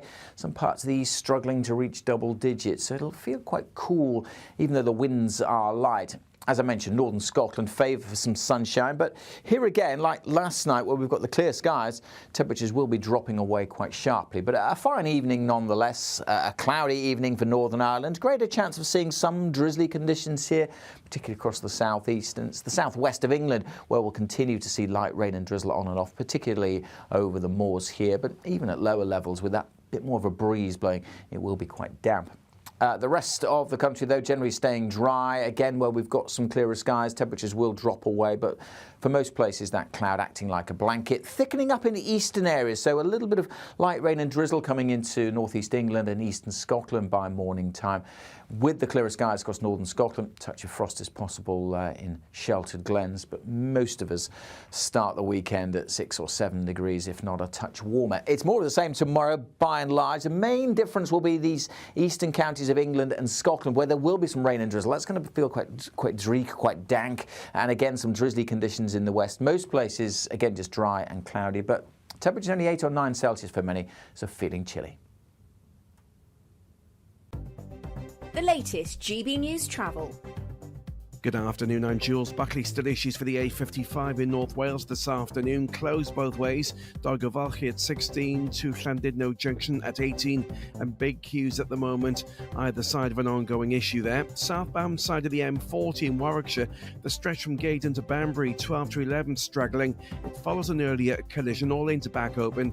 Indeed, it's still slow both ways. There were issues in Northamptonshire on the A14 just around Burton Latimer at Junction 10, so westbound closed at Junction 10 down towards Kettering at 9, queuing back to 11 westbound, eastbound closed at Junction 10, queuing back to Kettering at 9. It's at the scene of a serious collision. And the westbound M4 in Berkshire between Wokingham at 10 and Reading 11 in the roadworks. There was a collision earlier, still being recovered. That's the latest. You can stay up to date throughout the day by visiting our website, gbnews.com.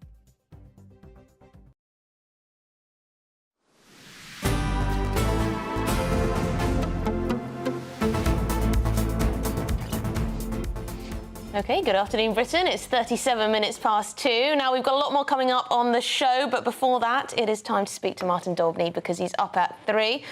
Martin, thank you very much. What have you got for us then?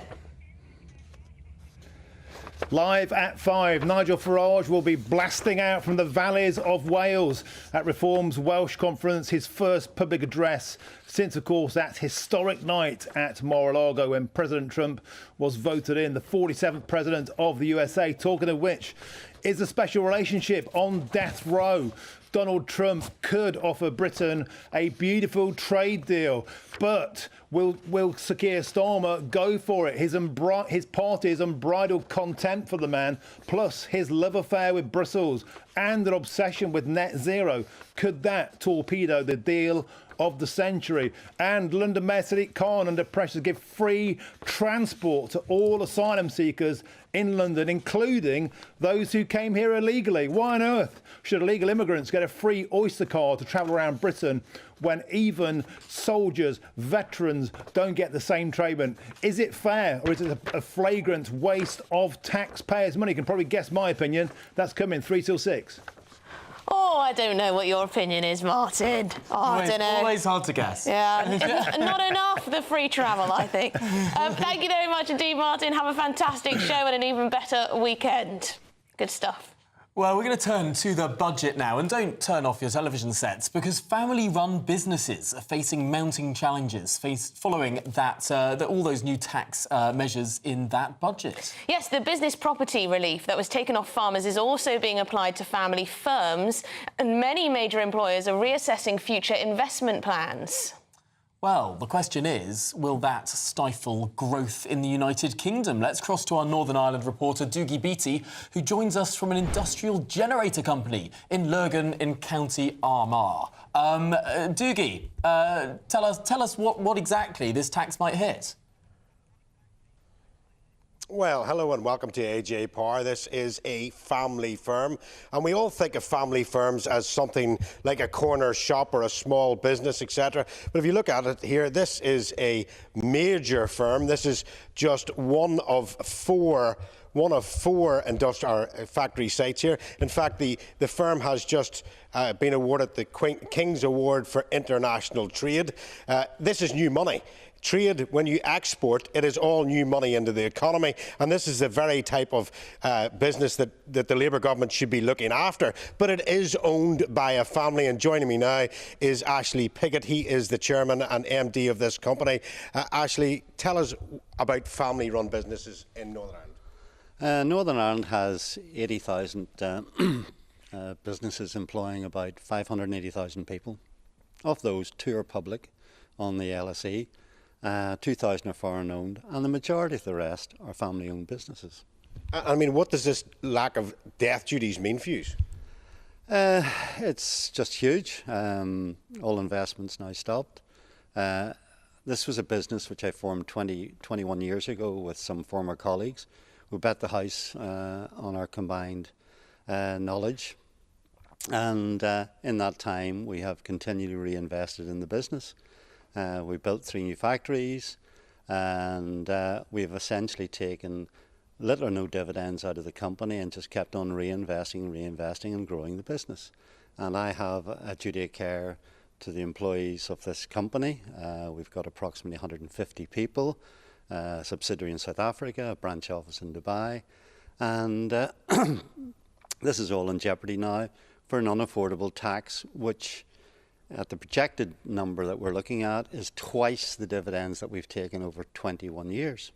And I mean, you talk about investment in the company. You've just built another factory. And how does that really affect you? Because, of course, you've got national insurance going up on those employees. We have a 6-figure national insurance bill rise coming next year.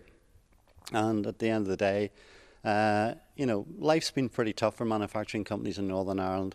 With the Windsor framework, we've got a lot of additional costs with European customs duties, customs paperwork, and this is the most unhelpful thing could ever happen. In fact, I would say it's a total disaster for Northern Ireland economy. And how does it affect banks and other people coming in to raise extra cash at any time?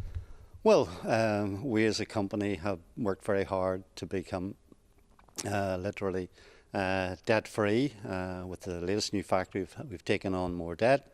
But now you're in a situation that this has to be factored into the equation.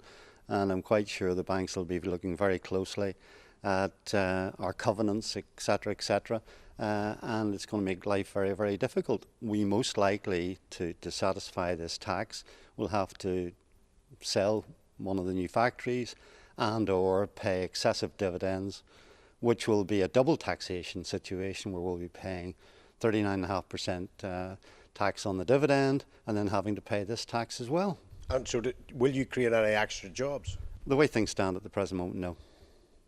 Well, there you go. I mean, Tom and Emily, this is the very type of company. We're very lucky today. Actually, this closes at 1 o'clock, so we're able to get onto the factory floor to have a look around the company. It is extremely impressive what they do here. But as I said at the top, this is new money that comes into Britain because, of course, it is all exported from here. 120 countries they export to. So that is money coming out of other economies into Britain rather than Britain trying to fund its own economy. And these are the businesses that should really be looked after. And unfortunately, when you have a man of this calibre and has been this long in the business saying that this budget is not up to scratch, you would really think that Rachel Reeves would have a look at this inheritance tax once again. Very interesting. Thank you very much, Doogie Beattie, for bringing us that report there from that company, from that place. It's interesting to keep showing how the budget is impacting businesses and what, tweaks are needed. Yeah, it's massive changes. To hear real people, real business owners, real farmers. You've got to hear how it's affecting people on the ground. But we've also got something else on the ground, or is it up in the air? I mean, this is a truly astonishing story. We know how much of a cluster mess HS2 has been, but this one really takes the biscuit. Do you know what the government managed to spend £100 million on this railway? No, it's nothing to do with tracks, it's nothing to do with trains. It's a shed for bats. More on that after this.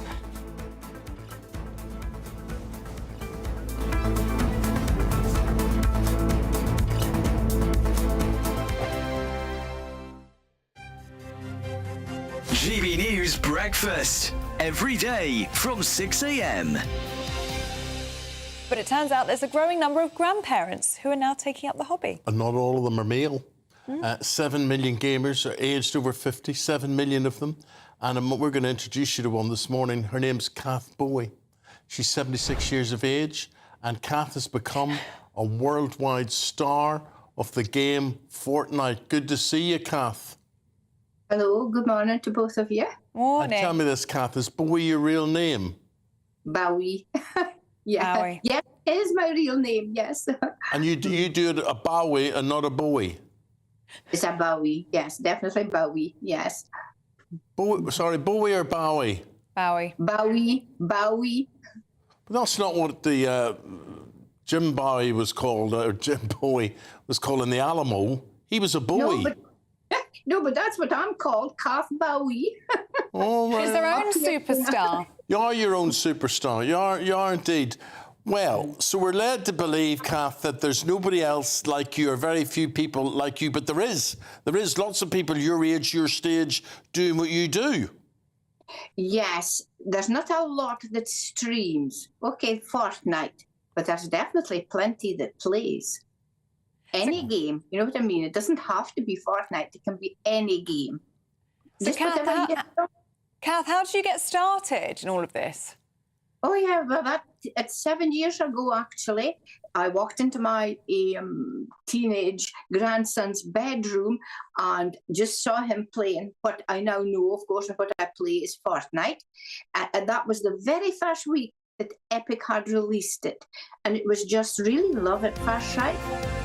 GB News, the People's Channel. Hi there, I'm Michelle Dewberry, and I'm going to take a second to tell you all about my show, Dubes & Co. We start off with the issues of the day. We then bring in both sides of the argument. We get rid of the disrespect, and then you throw me into the mix. And trust me, I'll tell it exactly how it is. And then, of course, the magic ingredient, you at home. We mix it all together, and what have we got? In my opinion, the best debate show in town. Monday to Friday, 6 till 7 on GB News, Britain's news channel. Join me, Camilla Tominey, for a frank and honest discussion with those in power that cuts through the spin and gets to the heart of the issues shaping our nation. You haven't confirmed that you want to stand as leader, but you haven't ruled it out either. This report basically says that he's not fit to stand trial. Is he indecisive? Incompetent? I deliver the dose of reality Westminster needs. That's the Camilla Tominey Show at 9:30 every Sunday on GB News. The People's Channel, Britain's news channel.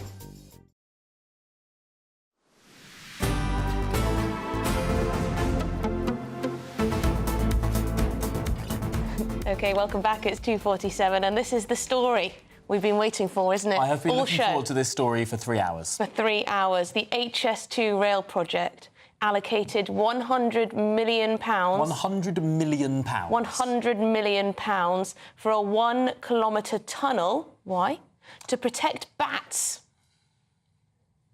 Yes. This is a sort of shed that goes over the railway line for a kilometre of that railway line, so that bats can go from one part of a wood to another part of a wood. It's all been decreed, really. We have to do it because of an EU law called the Habitats Directive. Ah, it's that pesky EU. This contributes to the project's budget, now estimated at £67 billion for the London to Birmingham line. Well, let's discuss this with the chief political editor of the Financial Times, Jim Pickard. Jim, it was your story that really expanded this as an issue. I mean, we've known that HS2's costs have ballooned, but I don't think anyone was really quite thinking that the ballooning of those costs involved £100 million on a shed for bats. Now, it may not seem like a huge amount of money compared to the spiralling overall cost of HS2, which is currently earmarked to be about £67 billion. But yes, when you stop to think about it, what else could you spend £100 million of taxpayers' money on? Presumably quite a lot of other stuff. Now, the thing about HS2 is not only has the price gone up and up and up, but the overall size of the scheme, of course, has been cut back. This was a project which was meant to go from London to Birmingham and then split 2 ways and go up to Leeds and to Manchester in a Y-shaped route. None of that northern part is scheduled to go ahead anymore. It is literally just a route from London to Birmingham, where there's already a pretty decent line already. So it's been a bit of humiliation for successive governments. And this particular story about the bats, a story that I would probably describe with a 2-syllable adjective beginning with bat. It's the latest manifestation of what has just been a whole series of problems and delays with this programme. Sir John Thompson, who's the chairman of HS2, was at some kind of industry event yesterday, and he disclosed the existence of this 1 kilometre tunnel in Buckinghamshire purely to protect the local bats, and the fact that it's going to cost £100 million. Now, in defence of what they did, and they're claiming that they were advised this needs to be done, or some form of it, by Natural England, the Quango. This is to protect Bechstein's bat. It's a 13-gram bat, not very heavy. It's one of Britain's rarest mammals, and its population numbers have already suffered an extensive decline because of habitat destruction. So it's one of those things whereby they've had to provide this protection, which you may or may not think is a good use of people's money. Now, HS2 is engaged, I guess, in a blame game at the moment with ministers as to whose fault it is that the price keeps going up and up. And one thing that Thompson pointed out is he said that there were over 8,000 consents that HS2 needed from various public bodies to build this phase from London to Birmingham, because you have so many different interventions in various different ways. And I think it's a long-standing problem with HS2 that because of Tory MPs complaining about it going through beautiful constituencies in Chilterns, they've had to put a load of it through tunnels, which has added massively to the cost. But Jim, this in particular is not about Tory MPs complaining. It's not about people complaining about the view. This is about a bat. This is about, let's be real, a regulation from the European Union, one that we have mysteriously kept on our books, that was transposed into EU law, or into UK law upon Brexit, the Habitats Directive. It protects 1,389 species, whether it's Bechstein's bat or the great crested newt. And it's why we can't build anything. Yeah, I mean, the great crested newt is a very good example of this. I think Stephen Schwartzman, who's the head of Blackstone, the US financial giant. He was complaining to Rachel Reeves just a few months ago that he was trying to expand his country estate somewhere in Britain, this £80 million estate. And the fact that there could be the possibility of great crested newts had meant that a lot of this work had to be effectively put on hold. Wait, Jim, can I just interrupt you there? It's not that there were newts there. It's not that anyone had seen a newt on the site. It's that there might be newts there, and so nothing could be built. Gotta be careful. Yeah, so I literally built up to this point, which is I have no idea how many bats, if any, there are in this stretch of HS2 Buckinghamshire. But the problem with the great crested newt stuff is that, yes, people are having to make provisions for it, whether or not the ecologists have actually found them on the ground. You're absolutely right. OK, well, Jim Pickard, thank you very much for talking us through that wild story. Political editor at the Financial Times. I'm trying to put myself in the position of a bat protector. Bat? I guess they'd say you can't put a price on a bat's life. I can. I think I can put a. And it's less than 100 million. It's less than 100 million pounds. Think of what we could build for 100 million pounds. How many new hospitals could we have? How many lives could be saved with 100 million You probably couldn't even buy one hospital for that. This isn't even actually funny when you look at sort of winter fuel. When you look at whatever we're looking at, we're spending £100 million on bats. We have to say what the HS2 company has said about all of this. It says HS2 sets new standards for environmental sustainability, ensuring wildlife protection as it builds Britain's high-speed railway. However, the demands of the UK planning and environmental consents process come at a high cost, largely out of HS2 Limited's control. Oh, OK. So hang on, you can't have it both ways, HS2. Oh, there's more. To comply with laws protecting vulnerable species, including international protected bats near Shep House Wood, Buckinghamshire, a covered structure was designed. Its size has doubled over time, partly due to the need to accommodate future provision for local rail services. Flippin' heck. This has been the worst run project ever, surely. But do you know the best thing? The guy who sits on the board of HS2, behind all of this stuff, David Goldstone, he's becoming the head of the government's office for value for money. That's the new quango Rachel Reeves is setting up. It all makes lots of sense. Well, have a lovely weekend.